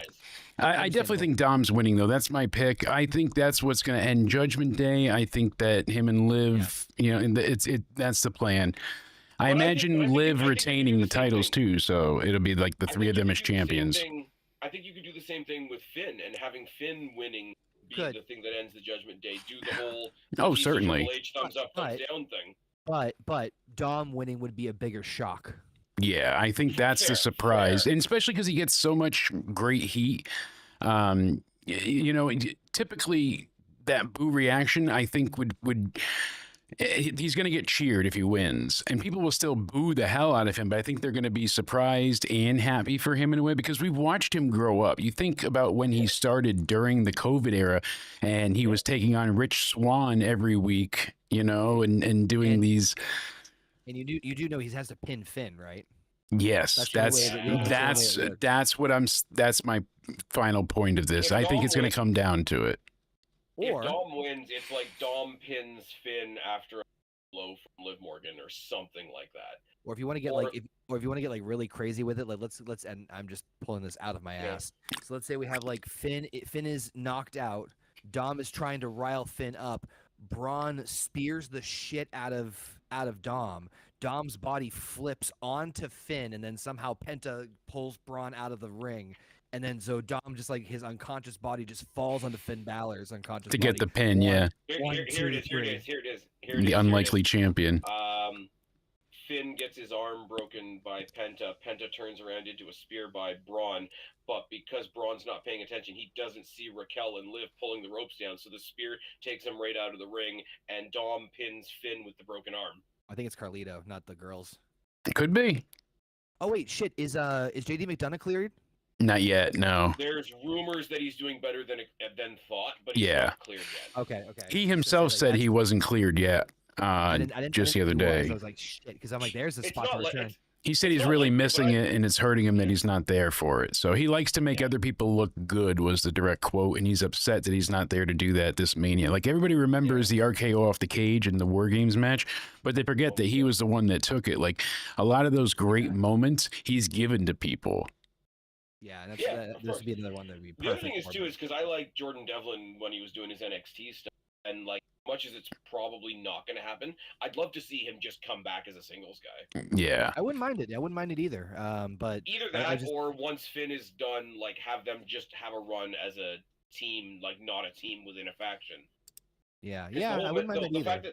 The fact that they got to be tag team champions as mentor and student for a little bit, even though they're a heel faction, it was still, like, a feel-good thing. DJ Anime in the chat, I'm not gonna be happy for Dom winning. I mean, that's kind of my point. Is that like I think do that for that reason. Liz hates Dom, rightfully so. And Trek said, "What do you guys think about Becky Lynch?" I was gonna bring that up shortly, pretty much more on the next match. I'll have that talked about, but I think that's gonna be it. Dom pins Finn, whether it's unintentional or not, and that leads to the rivalry of them two, Judgment Day splitting up, and maybe a face turn for Finn Balor, because I'd like to see him be a champion. He's a great heel. I don't care if he's heel or force, but I don't want him to be like friggin' Smiley Finn. Like, no. Like, stay edgy. Like, you can do the whole like Prince Balor thing and just do it to other bad guys. Exactly. I think that's how he was in New Japan. He was a heel that was revered as a face because he did things as such, and that's how Bullet Club got formed and all of that. The so Warriors were like, they didn't change their gimmick; they just changed who they faced, and then it just like. And it worked for them. Well, Yep. It's kind of like Obafemi right now in Cheap plug, Jake and I are going to be recording our NXT preview later on this week. But Obafemi Yes. isn't a face or a heel. He's face or heel depending on who he's facing. Exactly. And Face. they've had a lot of the matches this Mania be all faces, all heels, all tweeners, all so it's kind of been, I don't want to say it muddies the water, but it definitely does, because some of the predictions aren't as straightforward, and also who you're cheering for kind of gets taken out. I like it at some points, but for this next match, so you said Finn, and you and I said Dom. So Spaz is the odd man out for this one, but he might be right with Mal, or we might be right with Dom. We'll see. But the triple threat, the women's triple threat here for the WWE World Championship. The story. Somebody say something nice before I get my.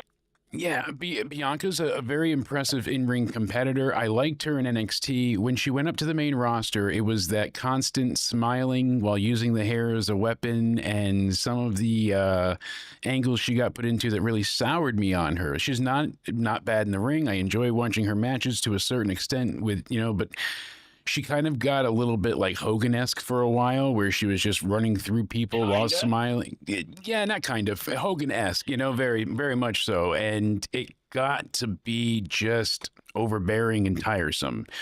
She gets involved in this match because she wins the Chamber. Realistically, Io should have won the Chamber and gone against Rhea, and that should be our match. Rhea has never beaten Io on NXT or the main roster. That is your entire story for Mania. That is all you ever needed. That is all you ever should have had. And I mean, you could have even had Io beat her at Mania, take the title, and continue this feud. Oh my God, and she still can't beat her. It doesn't mean Rhea retains, but I think she should have walked in champion and walked out without the belt.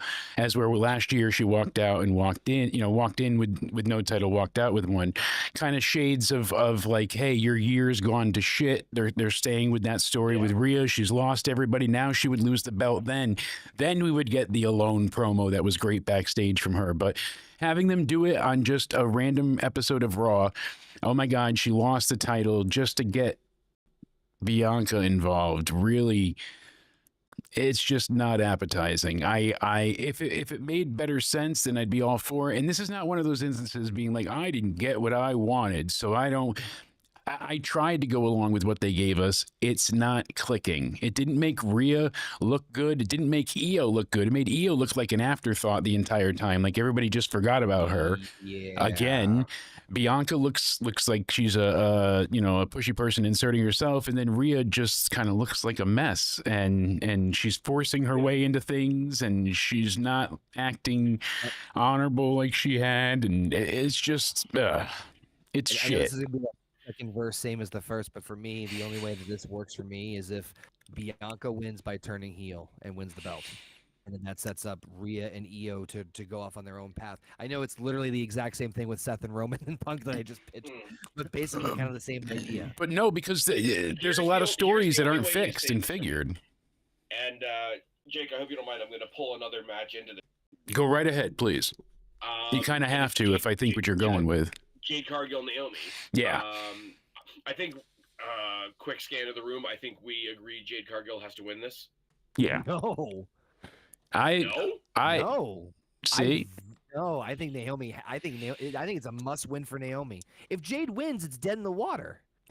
There's nothing left to it. The person with more star power goes out to be a bigger star, and Naomi, who has struggled to matter for 10 years, can keep struggling.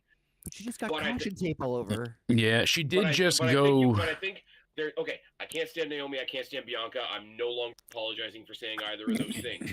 I think both of them are winning at Mania too. Yeah, right. Fuck you. Fuck you so much. But I'll give a sliver of credit. I'll give them both something to do, okay?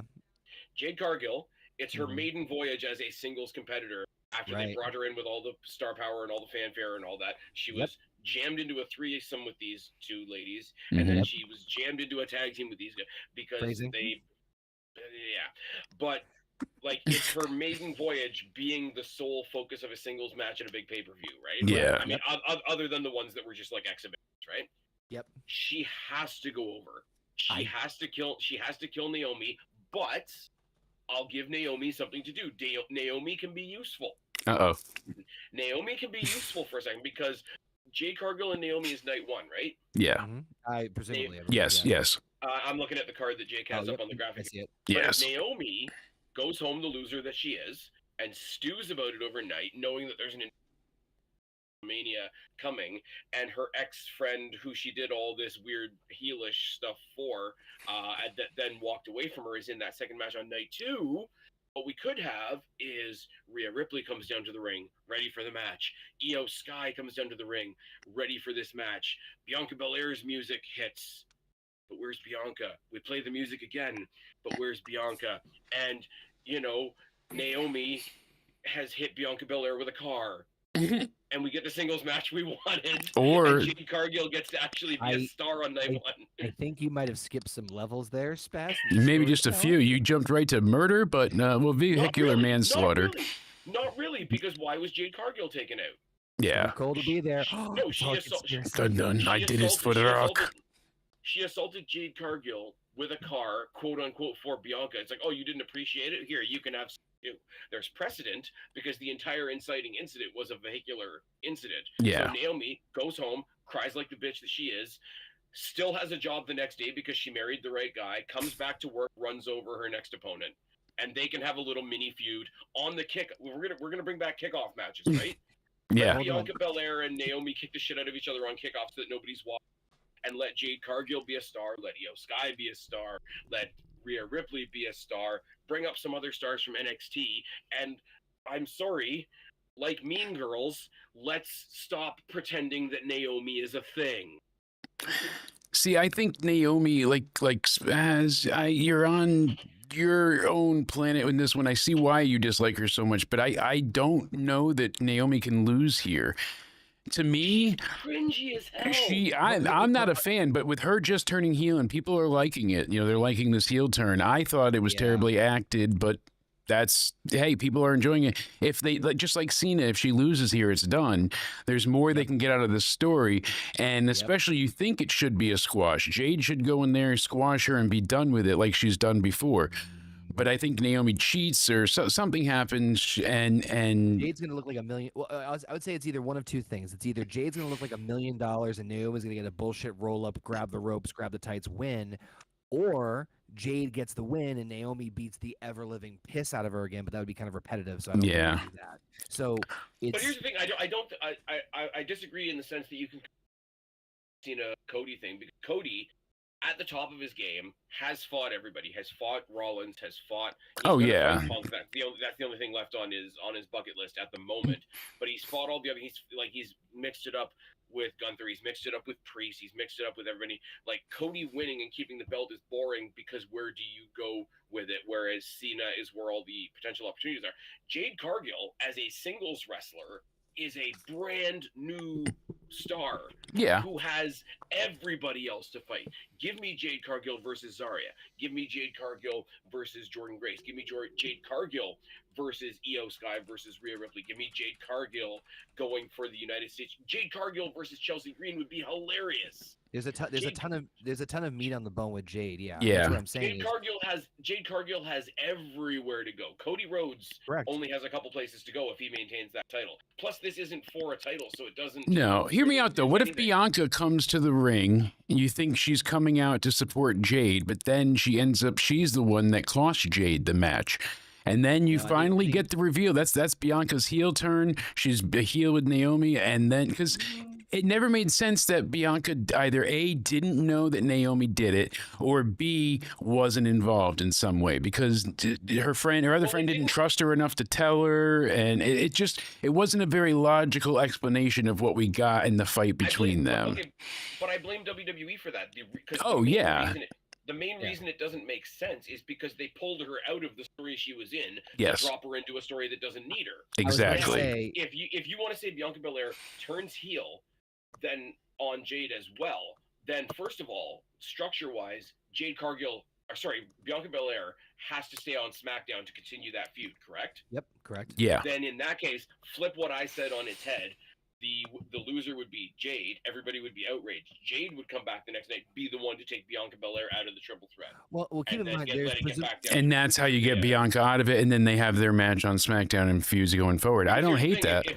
If it's revealed if it's revealed that Naomi and Bianca were in it together, and then they, God help me, go on to both win their respective matches, then Jade can only feud with one of the two people that assaulted her, because Bianca Belair winning that title moves her to a different brand. Yeah. What if Jade inadvertently doesn't cost Bianca, but causes Bianca to win the match? So Jade comes out there to try and screw Jade, and then ends up making her win. Two really over people in Io Sky and Rhea Ripley. And they get overshadowed. That's true too. See, there's not a great way to do this.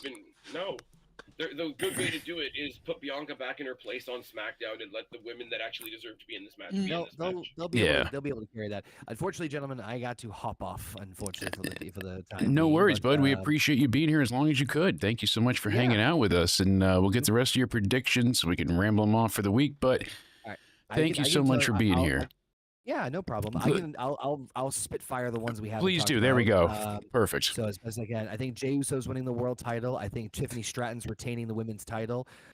Tag team titles. That one's a coin toss for me, but I'm gonna go with New Day. I think they have to have a run with that heel run with the belts. Yeah. They haven't done anything since the heel turn, and they're still really hated, so go for it. U.S. title, honest to God, flip a coin, because you can make the argument either way. Jacob Fatu, I think it's safe to say, though, regardless of whether he wins or not, Jacob Fatu's next rival is Solo. Yeah. Rey Mysterio, I think, should get the win over El Grande. That's just a fun throwaway. Like, they're just gonna have fun with it. Who gives a shit? I said all the other luchadors should come out and sell. That would actually be fun. That actually would be pretty fun. Have them all demask him. The last big one, again, a bit of a coin toss for me, but I think Drew is going to win over Damian Priest. I think he needs that win more than Damian. Yeah. All right, I got one question for Connor before he heads out. Yeah. If anything, what do we do with Randy Orton? I still think that Aldis is the answer. I think Nick Aldis is you do the one time. That's a great answer. You brush off the suit. They kind of already teased it from what I saw on SmackDown. You have him do the match. Orton gets the win. Obviously, Nick Aldis gets his WrestleMania moment. That sets up the next match between Orton and Cena at Backlash, because Backlash is in St. Louis, which is Orton's hometown. Yep. And I say you use it as an excuse to. Use an excuse to what? Use it as a, either Nick Aldis says, I'm going to find you. Randy Orton comes out at WrestleMania and says, I'm offering an open challenge. I want a WrestleMania match. I'm going to have a WrestleMania match. Somebody get out here. And then you have the surprise return of Aleister Black. I'd rather save Black for SmackDown after Mania. Yeah, they are building up Zelina Vega, which kind of feels random. But if you know that Black is incoming, it doesn't feel so random anymore. So, well, on screen it feels random. Yes, not behind the scenes. We all know the magic. Anyway, you guys, if we're keeping up with kayfabe. Thank you, my friend, the former OKFabe, Connor, Super Nerd CM613. You can find his description info down below in my description box. Thank you so much for being here, my friend, and we'll see you throughout the week for WrestleMania week. Peace out. But, Sir Spaz, I mean, I don't think you're wrong with Bianca not needing to be involved. It would be cool if they had Jade take her out. Like Bianca costs Jade the match on night 1, so night 2, Bianca gets taken out by Jade, and then you just have Io beat Rhea, and you keep that story going of Io never being beaten by Rhea, and you can make a really good singles match with a stipulation for the next show, for Backlash or whatever. I think it would be really funny. I mean, it would take some of the severity out of the match. I think it would, if Naomi and Jade Cargill brawl to a no contest. Yeah, certainly. They brawl up the ramp, and then the next night they brawl back down the ramp through the triple threat and fuck it up. That would be nuts. Anyway, certainly. Unfortunately, our buddy Connor just made me look at the clock for 2 hours, and I'm going to be the second one in a row. You're out in a minute, so yeah, that's okay, bud. Like I said, we were just having a good chat today, hanging out, getting through all the predictions. I appreciate you being here and hanging out as long as you did. We had a bunch of tech issues early on that really kind of caused a snafu, so we lost a little bit of time, but we made it work for the most part. We will get back on one more time, dig down into our concrete final predictions later this week. Exactly. Stand and deliver. Oi, oi, oi. Oi, oi, oi, indeed, my friend. It's going to be a blast. We're going to have a great time. Everywhere. I am. I have the stream schedule up. I'll be live this week and weekend pretty much incessantly. It's going to be a hell of a time, that's for sure. So I'm going to be live pretty much throughout the entire week and weekend. So, and we'll have you here when you can be. Way taken care of. That's right. So I will be, at some point tonight, I will be hopping on by myself just to do a quick preview for TNA Unbreakable that's coming up this Thursday. There you go. Not much on the card. It's mostly the tournament to establish that first ever TNA International Champion. It's probably going to be about a 5-minute video, but we never know how it goes. So we'll get that out. You and I will talk about NXT. You and I will take one last crack at these WrestleMania previews later on in the week. And I'll be joining you for Unbreakable. I'll be joining you for WrestleMania Night 2. Yes, indeed. I've got a family conflict on Night 1, so I'm sure you've got some other superstars in your back pocket. Yes, I'm indeed. right here live, because I haven't asked you. You doing a live stream after WrestleMania SmackDown? No, I'm not doing anything this Friday. So okay. That's going to be my Easter. I'm going to go ahead and off, yeah. Not even off, but I think we might be live during the day briefly. But Jake, how dare you take a night off? I know. How dare I? We'll see what happens, because the Hall of Fame I used to cover, and it's kind of just like, hey, what am I supposed to say? I love these guys. That was a funny story. Yeah, there's just not a lot to cover, so I figured, next day when we get Sand Deliver, Oi Oi Oi being reviewed, we'll touch note on that. If there's anything like super major that happens on SmackDown, maybe we'll pop in quick and see. But Liz will be streaming too. You and I will be together Wednesday recording, as you said, the State of Wrestling. There's going to be content all over the place. I'll be live after Raw. We'll be live after NXT. We'll be live for the TNA Unbreakable pay-per-view. We'll be live after Sand Deliver, Oi Oi Oi. We'll be live after Night 1 and Night 2. We'll be live Sunday, like late morning, for that cup of coffee stream, and we'll be covering things, and then we'll be live for the Raw after Mania and NXT after Mania. So a ton of content coming up. Let some people know where they can find you, my good man. Well, first of all, NXT getting to close out WrestleMania weekend in Las Vegas by yeah. their next episode in Vegas is a nice little capper. So awesome. I'm really interested to see what that, because I don't know where they're doing the NXT weekly episode. They're not doing it in the same place as the pay-per-view, obviously, so I don't know what kind of venue they've found for that. So it's going to be one of those, what is it, what does it look like type of things. But yeah, when I'm not here, basically let's caveat it like that. When I'm not here, you can find me on YouTube at Spaz Phoenix Podcast. You can find me on Rumble at Spaz Phoenix Podcast. You can look up on Amazon, iTunes, and Spotify by looking up Spaz Phoenix Podcast. You can find me on X or on Instagram at Spaz Phoenix. But for the most part, you can see me hanging out with this guy on his live streams, because he's the king of live streams. I'm the king of pods. And hey. Last thing I will say, as I say, always go check out our friends over at the Wrestling for Life Network for your live watch-along content. Things we've had a big conversation. WFU. That's right. That's right. And they'll be at the Blue Live Theater at the Fountain Blue Hotel in Vegas, Tuesday, April 22nd. That's also where they'll feature the Undertaker One Dead Man show. And the Hall of doing the roast and all that kind of stuff. They're doing the Hall of Fame ceremony, the Undertaker One Dead Man show, and this episode of NXT. There, not the roast though, at least not that I see. So interesting. It'll be a lot of fun. Yeah, absolutely. Thanks for having me, bud. Thank you, sir, for being here, and we will go ahead and we'll talk to you soon enough, my good man. Yeah, we will. We got enough to look forward to this week with WrestleMania being so soon ahead. It for as long as we've been waiting now, it feels like, hey, it is next week, and we just still, in my mind, have a long way to go, unfortunately. But that's not the case. Tom Brady is going to appear apparently at WrestleMania. That's funny. People are going nuts about Nick Aldis being the perfect opponent, not Solo, not, Aleister Black. Aleister Black wouldn't be bad as the surprise return, but one, you don't want to see Orton lose. You don't want Black to lose on his, his return, his re-debut. Setting it up with Aldis here, Randy Orton, he said, you might get RKO'd again. That's all there is to it. Wait a minute, save. I didn't need saving. They had that great back and forth together, and it all but says we've not seen Aldis wrestle in WWE, so that's... And he wants the Bloodline. And I want to see that match so do the fans. See, and there's just so much to it. I think Nick Aldis is the best choice. We still haven't heard anything about Alexa Bliss. I mean, her and Liv Morgan was set to be the match we thought we were getting, and then nothing. We haven't seen her on SmackDown. Apparently, WWE now is, according to the latest reports, are holding off bringing the Wyatt Six back until after WrestleMania. So they have creative plans locked in for Mania. So the faction's next chapter and Alexa Bliss's return is expected to begin once the WrestleMania storylines are done. So interesting. We'll likely see them on the SmackDown after Mania. We'll see what happens there, because we've been waiting for them to arrive for quite some time now. You know, this Friday, the Go Home SmackDown is going to have John Cena returning face-to-face with Cody.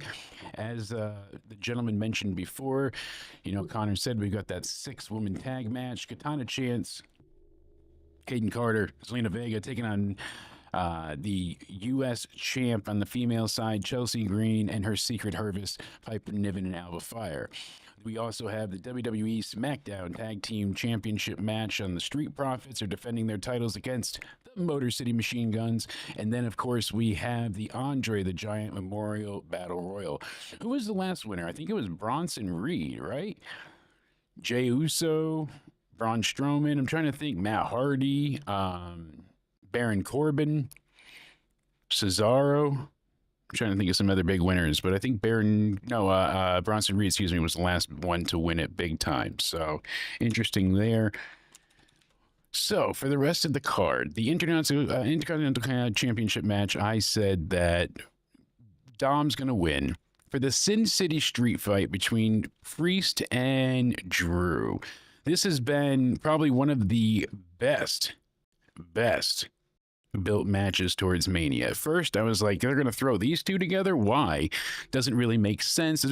They did a perfect job with Drew McIntyre's slowly falling apart mental status and the way that he is just angry at everyone, but justifiably so. You know, he's watched people defend and turn and go back on their word time and time again.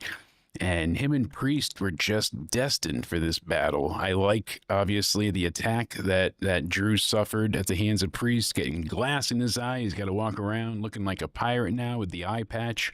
I recall that. Not much fun for people watching a few years back. But I agree. I think it's going to be a bit heel heavy with this Mania. I think Drew wins here.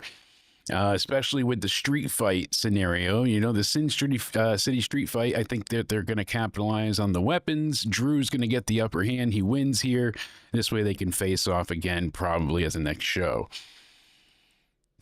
So we said, obviously, Logan Paul would be AJ Styles as far as my predictions go.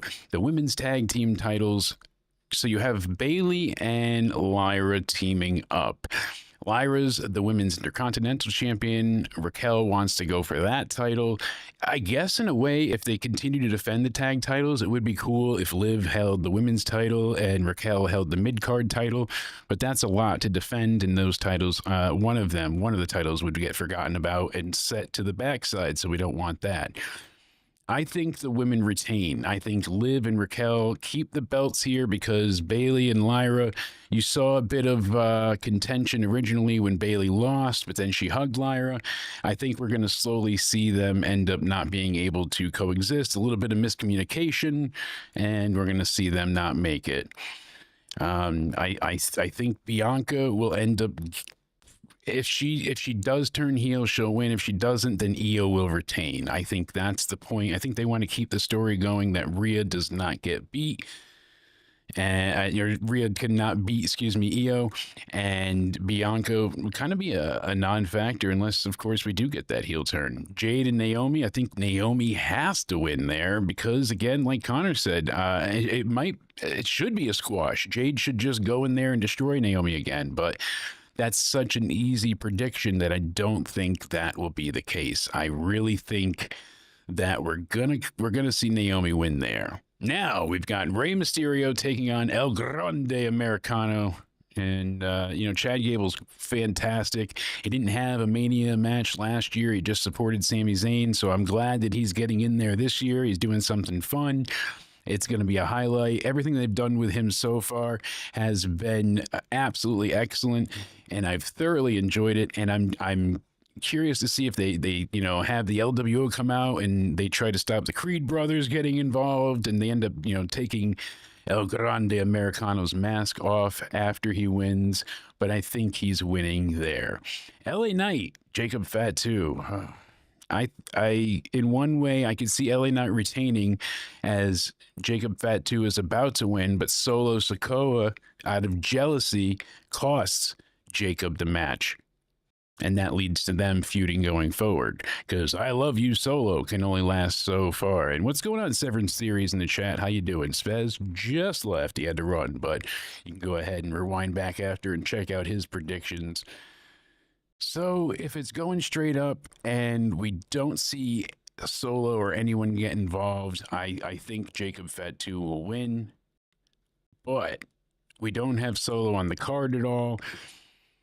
It's kind of seeming obvious that he'll go out there with Jacob, and I think he ends up not intentionally yet. I mean, we could say later on, yeah, he did it intentionally, but for now, there'll be a little bit of confusion, and hey, I didn't mean to, I was trying to help you, but I think Fatu loses because Solo costs him the match inadvertently.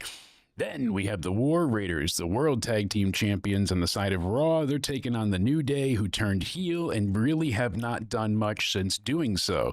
They got that great reaction. They beat down verbally Big E, totally berated him and just shut him down. Loved that. Here's the thing, though. What have they done since? They've lost some tag matches and had a few good promos, but that's kind of been it. So, in the interim, I think they need something big. I think they need to go ahead and really, I mean, they looked impressive against the War Raiders. I wish we didn't see that match yet.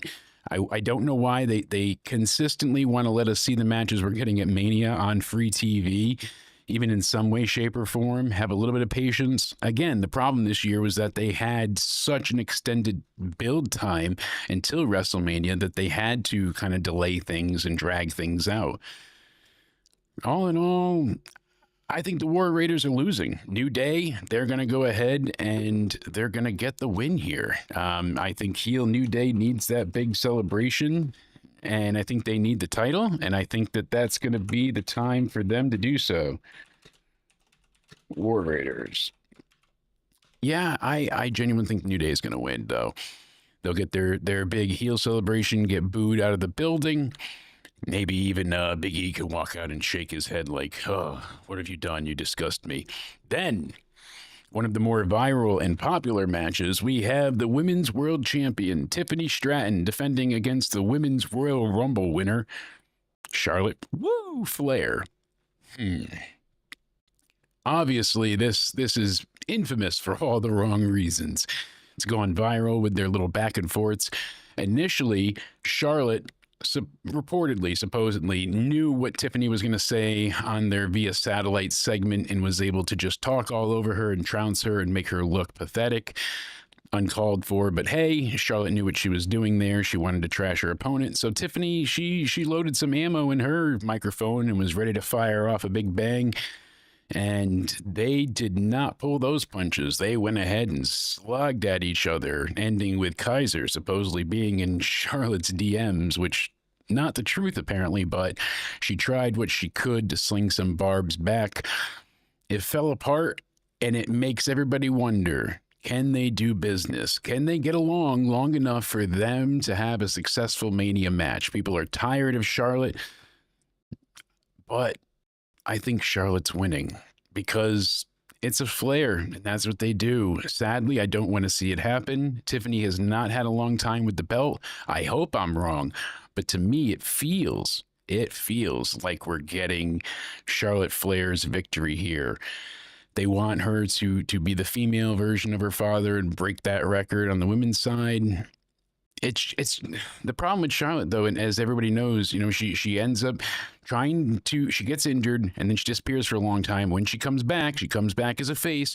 People don't want to cheer her. She gets booed. She gets upset, gets an attitude, becomes pissy pants, turns into a heel, attacks the audience, is given a title, gets injured, and rinse and repeat. And that's kind of been her booking for a long time. when the women's title was first introduced and they got rid of the Divas title, we used to jokingly call it the hot potato belt because it would just be switched. Oh, it's Sasha's now. Now it's Charlotte's. It's Sasha's again, you know, and they would go back and forth. Because of that, I think Charlotte is winning here. It hurts me to say so. I enjoy Tiffany Stratton. I even like her on the mic. She's another one that was a heel, cashed in, kind of a face turn, but nothing fully fledged. She's acting and being the exact same. She cashed in on her and took out Nia, got the title, and since then, that's pretty much what we've gotten from her. So she hasn't had any other major feud or anything to really sink her teeth into and build up on.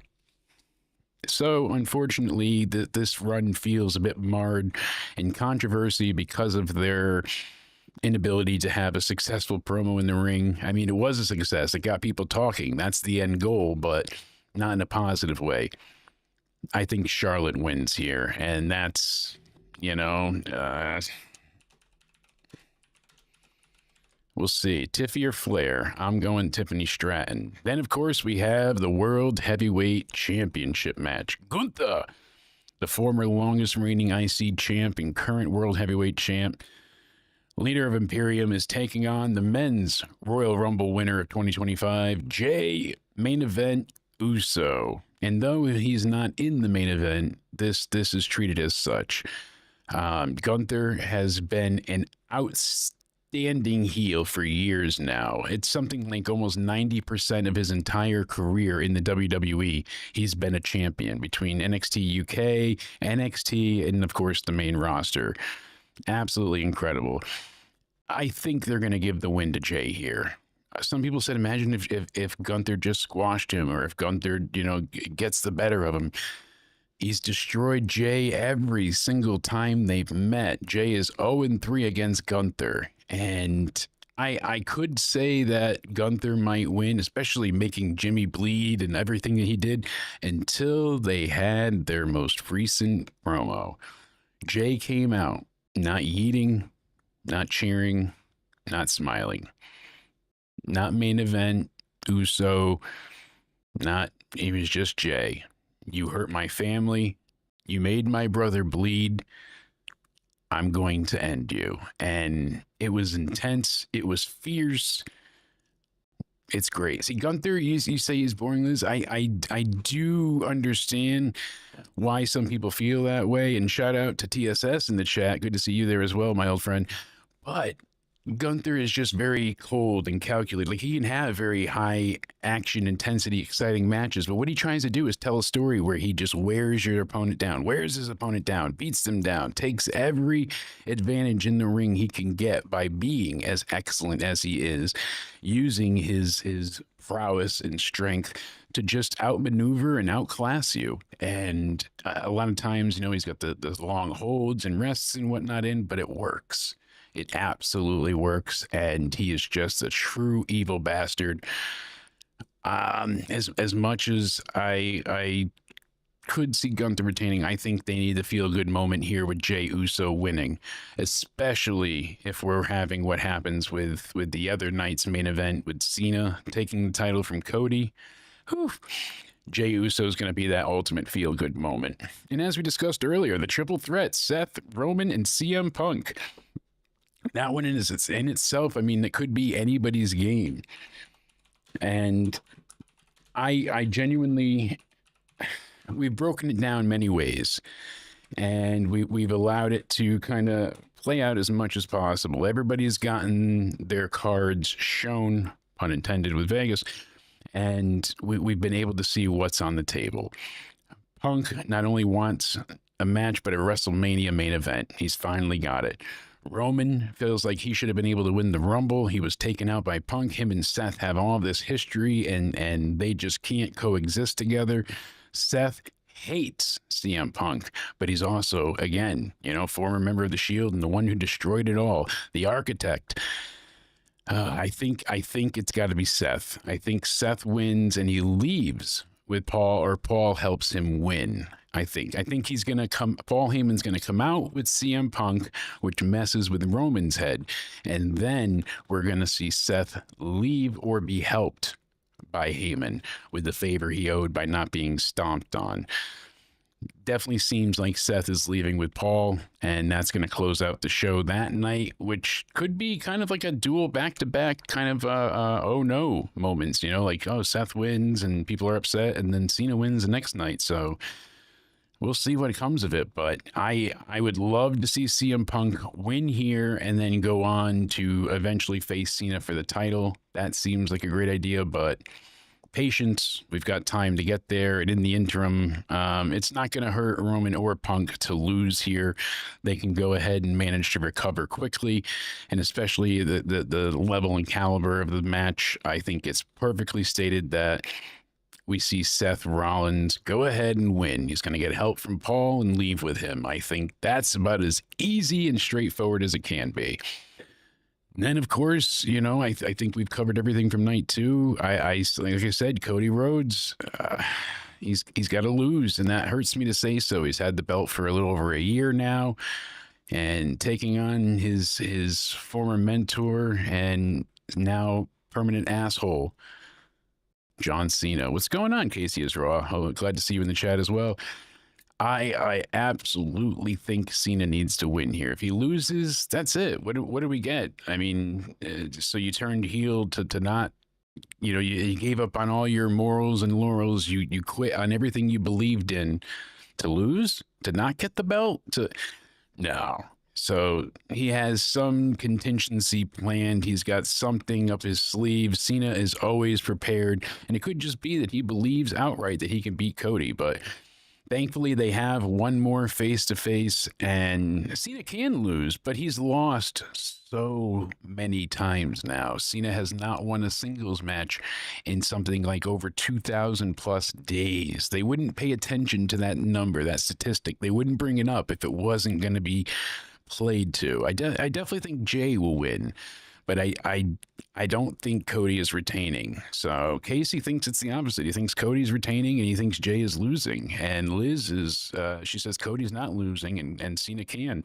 So it seems like no one's in agreement, and that's kind of the best thing about this. Out of all of the matches on the card, this is the one that has the most intrigue for me, because it really can go any which way. Cena has to win, plus it's time for Cody. I don't think Cody needs to go away for a little bit, but I certainly tone it down, because they're gonna. I don't want them to ruin their top babyface and overexpose him. But that would be a great. Let him disappear for a little bit, take a break. He's been going hard for a while, and then you bring him back in maybe a month's time for Saturday night's main event. But he's the face. He's everything. He doesn't necessarily need a break, but it wouldn't hurt to give him a little time to sell this. Maybe a couple weeks. I don't want to see him going long, but I absolutely think that Cena's winning. I'm set on it. I don't see another way around it. Cody wins, and then what? You know, it feels, again, there's that word, more like a foregone conclusion that Cena has to win here, or else what do we do with heel Cena? I know, and it's going to be upsetting, and it's going to be heartbreaking, and I think that's what they want. They want that level of pain and discomfort and uneasiness.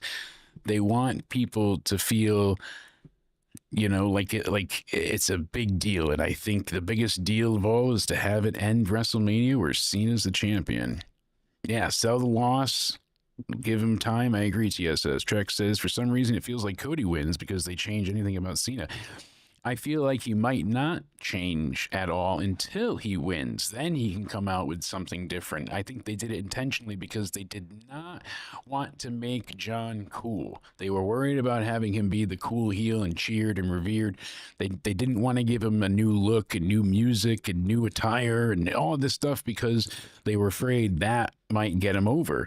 And what we need right now is just a straight up evil heel that people want to boo just unmercilessly. We want to hear them unload on Cena every time. And apparently he's got a lot of dates for the rest of the year. Like, he's not just disappearing till SummerSlam time. He's going to be on the show several times and going to be defending it up in Saturday night's main event, as well as others. So if he is a champ, he'll be around to defend it. If he's not the champ, he'll be around to fight for it. Thankfully, he'll be here more often than not. And that's what's hurt their Mania build. Not having The Rock come out once this entire time, once, is baffling. We've not seen him since the Chamber when the turn happened. Almost 2 months ago, essentially, with everything. No word from The Rock. And that, it's almost illogical in a way. I mean, yeah, if Cena wins, he'll defend it against Orton at Backlash. That's what people are thinking because they've got St. Louis being the location there. Makes perfect sense, and everybody wants to see Cena and Orton go one more time. And it kind of helps build towards Spaz's theory, gives a little credence there that, hey, we'll build up all the way to the Avengers ending where we get, Punk coming to save the company from John. And that's how we get their rematch. So I certainly can see Cena walking out with the title to close out WrestleMania. He wants to break that record, and you may not want to see Cena and Orton, Liz, but a lot of fans do. That is one of the top requested matches, almost as much as Cena and CM Punk, Cena and Orton, because they had such a history and storied rivalry. All the matches they had. One of my most hated Cena matches is with him and Orton. That I Quit match, where Orton handcuffed him to the top of the turnbuckle. He's handcuffed over his head and beaten with kendo sticks and weapons and all this stuff by everybody. Cody Rhodes and Ted DiBiase. Legacy was there, and now what? Oh, John gets out of it and puts on the STF with the handcuffs in the ring, and Orton taps. That was it. Gets beaten for 20 minutes and then taps him out in 10 seconds. Like, that was Super Cena that everybody absurdly hated, and it just unfortunately was a bad time to be a fan, in the sense of, you just, well, Cena wins again. Cena's burying talent. And it happened for years. And he should have gone heel all the way back then. But was Vince wrong? We didn't really have any other top stars to John's level. It took a long time for them to build and put the time in and shape somebody to do so, to replace Cena. You said, Trek says, if he loses, then Cody takes some time off and comes back for SummerSlam where he beats Cena to win. I mean, that could be great too.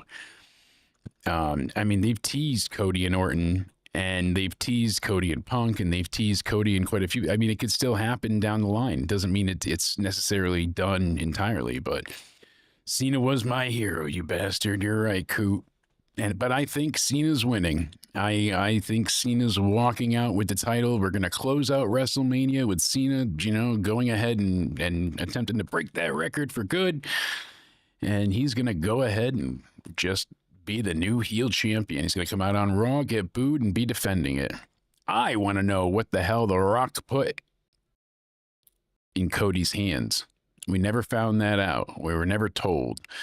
And Liz says, I can't stand Cena. I will break stuff. I think you might be breaking stuff, Liz. Trust me, I'd like to personally see Cody win. I'd like to see him beat Cena, the heel, and walk out and continue to just be this amazing, conquering, viable champion. But I think the story is a bit pointing in the other direction. And I think overall they want to see Cena. They want to see him win and take this title and just go on a whole tear. Triple H did say he has a lot of surprises in store for fans, and to buckle up because we don't know what's coming and we're not going to expect it. So as much as people could have said they predicted or thought Cena was going to turn heel, I don't believe that anyone truly 110% believed that was happening at the Chamber. People didn't even think he was going to win the Chamber necessarily. They thought it was going to be Punk. So he could have put the Rolex in Cody's hands. It could have given him the watch, and of course he would have known what that was right away. We thought it maybe was a bead from the tribal necklace or the Ulafal, something. But we never got confirmation. And just like who pulled the briefcase when Austin tried to, win the match at King of the Ring all those years back against the McMahons. Supposed to be Boss Man, but we never knew. Same thing here. We don't know what Cody's got in his hands. Maybe they'll address it, but at least we found out I was right about the favor. I didn't see how Paul could get Punk into the main event, but I did see Paul being taken away from Roman. I like it. Yeah, Trek thought Drew was winning the chamber. A lot of people did. A lot of people did, and I wouldn't have hated it if it happened, but certainly it would have been interesting to see Drew and Cody Rhodes. I would have thoroughly enjoyed that. But yeah, the heel turn's not been great. No Rock, no Travis Scott. And it took weeks for Cody to ever get his hands on Cena. When shouldn't you rip him apart initially? All he said the first time was, I don't like who you've become. You're an asshole. Where's the real John Cena that I was a fan of and friends with? That's who I want to face. When really I felt like Cody should have been in there ripping the freaking shirt off of John's back and whipping him instead. You know, he should be wanting to bust his eardrum and blacken his eye. Yeah, I mean, does he give Cena the belt to beat the record? Maybe Travis Scott is not on there because he hurt Cody. That's a great point. People were asking and saying, like, hey, is he punished? Knowing Cody and knowing how, like, Travis didn't set out, it seemed, to intentionally hurt him, like he was just in the moment and not trained. I don't think Cody might be pissed, like, pissed I got hurt, but not pissed at him. Usually he's a pretty professional guy in that regard. So TSS says, I think Cody will eventually get the title back. Him versus heel CM Punk will eventually happen because he said that he was going to stab him in the front, not in the back. Yes, that's a great point. And Montana Zombie said, Travis Scott not invited back. Yeah, no, you damaged our golden goose. Get the fuck out. You trampled enough people to death, Mr. Scott. Yeah, not a great look, and certainly not the best explanation for heel Cena. You know, I genuinely thought that we would get something better as time went on. I was hoping that we would get more than just, and it was a good promo, no doubt, that first one. You know, he berates the young child and takes him down, and that was funny. But to go ahead and be like, you people, and it is right. John, if anybody, could say you people, but it's just so generic and so every heel. I was hoping for a bit more to bite down on, you know, a bit more substance, a bit more story. Trek said, I like the best Mr. Scott. He saved the Enterprise a lot. Yeah, no kidding. But the warp drive is safe, but Cody's ear isn't. Cody without the title doesn't look right. I'm sorry. No, Liz, you're not wrong. It is certainly jarring to think of Cody not being the champion. And he's only been it for a year, but it just felt right for him to hold that title. Eventually, we're going to get heel Cody, too. I mean, that Homelander arc is going to happen eventually, sooner than later. And like I said, it's certainly interesting to see Cena as a heel. I'm taking it away and saying that Cena's walking out with the title, no doubt about it. That's my big guess for Mania. You know, I'm certainly not alone in thinking that, but yeah, I genuinely think that that's what we're going to see. So just going quick again through the night, I think Naomi beats Jade. Grande Americano wins, but then gets his mask taken off. If Solo Sikoa doesn't get involved, I think Jacob Fatu wins. But if Solo does get involved, I'm going to say LA Knight. Just to be safe, though, and pick an outright bet, I'll pick Fatu. I pick in the New Day over the War Raiders. I'm picking Charlotte over Tiffany. I'm picking Jey Uso over Gunther, and I'm saying that although I want Punk, I think Seth's walking out and with Paul Heyman. For night 2, starting off with AJ and Paul, I think we get Logan Paul beating AJ here, and then they'll end up having a tag match, AJ plus somebody against Logan and Jake maybe, or something along those lines. But Damian Priest taking on Drew McIntyre in the Sin City Street Fight. I'm saying Drew. We have the IC title fatal 4-way. Braun Breaker defends against Dominic, Penta, and Finn. I'm going with Dominic Mysterio winning the title, inadvertent or not. Women's Tag Team Championship being defended. Liv Morgan and Raquel, the champions, going against Bayley and Lyra. The whole can they coexist, can they get along, can they do business angle, but I think Bayley and Lyra fall apart, and it ends up being where the tag champs retain. Then we have the triple threat. That's my bathroom break. No, I genuinely, I love Rhea. I'm big into EO. Bianca's not bad in the ring. It's her character that I've had problems with. But all in all, I said it before, you know, it depends on what happens with the story with Jade, Naomi, Bianca. But all in all, I think EO's going to retain. And then, of course, Cody defending his WWE Undisputed Championship against John Cena. John Cena's walking out with the title. That's it for Mania. Oof, hell of a card, that's for certain. I don't know if we get any more matches. I don't think that we might. I mean, people were saying we might get one more, possibly. Seems like, we already know the tag titles on SmackDown are being defended this week on Friday, as we went over, so that's out, and both of the women mid-card titles are just not being paid attention to. So yeah, people agree in the chat. It looks like Io retains. Trek's thinking that Tiffy time reigns supreme. A lot of people, I hope Tiffany wins as well. I'm just thinking though, if I'm a betting man and that's what this is, my bets for the picks, I think that Charlotte, she gets the belt. As disappointing and as unjust that may be, I think that's what's happening, unfortunately. It is going to be exciting to see, what kind of entrances, performances, what the stage looks like. I mean, we've got a lot going forward. People are talking about, will Cody reference Brock? Is he coming back? Apparently no. There's no word on Lesnar making a return. That's pretty much it for that. So we'll see what happens going forward. We mentioned Alexa Bliss as well. It seems like they're holding off on her return and the Wyatt Six coming in together on the Friday after Mania. So they'll be there for that SmackDown, hopefully. But all in all, it's going to be a hell of a week. That's for sure. We're going to be live tomorrow after Raw for the Raw After Mania show. Then we're going to be live on Tuesday for Into Somewhere Weekly, and for NXT, we're going to be reviewing their go-home show. Then Wednesday, we'll be putting up on Spaz's YouTube channel, and info in the description box down below for that, as well as Connor's info too. We'll be putting up the State of Wrestling, where we're going to give you our in-depth WWE NXT stand and deliver matches, predictions right up there. There we go. And then on Thursday, we'll be live for the TNA Unbreakable pay-per-view. That's going to be a blast. Friday, we'll see what's going on during the day. It looks to be kind of an if day, but Saturday morning, I'll be live in the afternoon, actually, for the NXT Stand and Deliver review. Saturday night, we'll have WrestleMania Night 1. And then, of course, the next morning, we're going to be having a nice little cup of coffee review stream in the morning, going over all the news and the latest what's happenings for Mania Night 2 and anything else that's going on. Check in on AEW, see how they're doing with spring break-in over there, or spring breakthrough. And then, of course, that night, that Sunday, the 20th of April, we have WrestleMania Night 2. We'll be live after that with some special guests as well.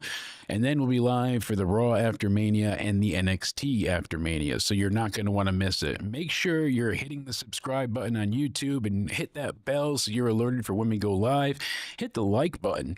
Please, it helps out the stream a ton. If you're on Twitch or if you're on Rumble right now, shout out to you awesome people. Make sure you give me a follow over there. It's great seeing all the success that we've had lately. 2 Sundays ago, I was at, honestly, 1,400 subscribers, and now I've hit over 2,800 in about 10 days' time, which is shocking and humbling. So right now I'm at 2,872. I was under 2,800 last night. So wow, about to hit 3K for the week. That was my goal for Mania, and we're crushing it. So thank you all so much for subscribing and for interacting and all you do.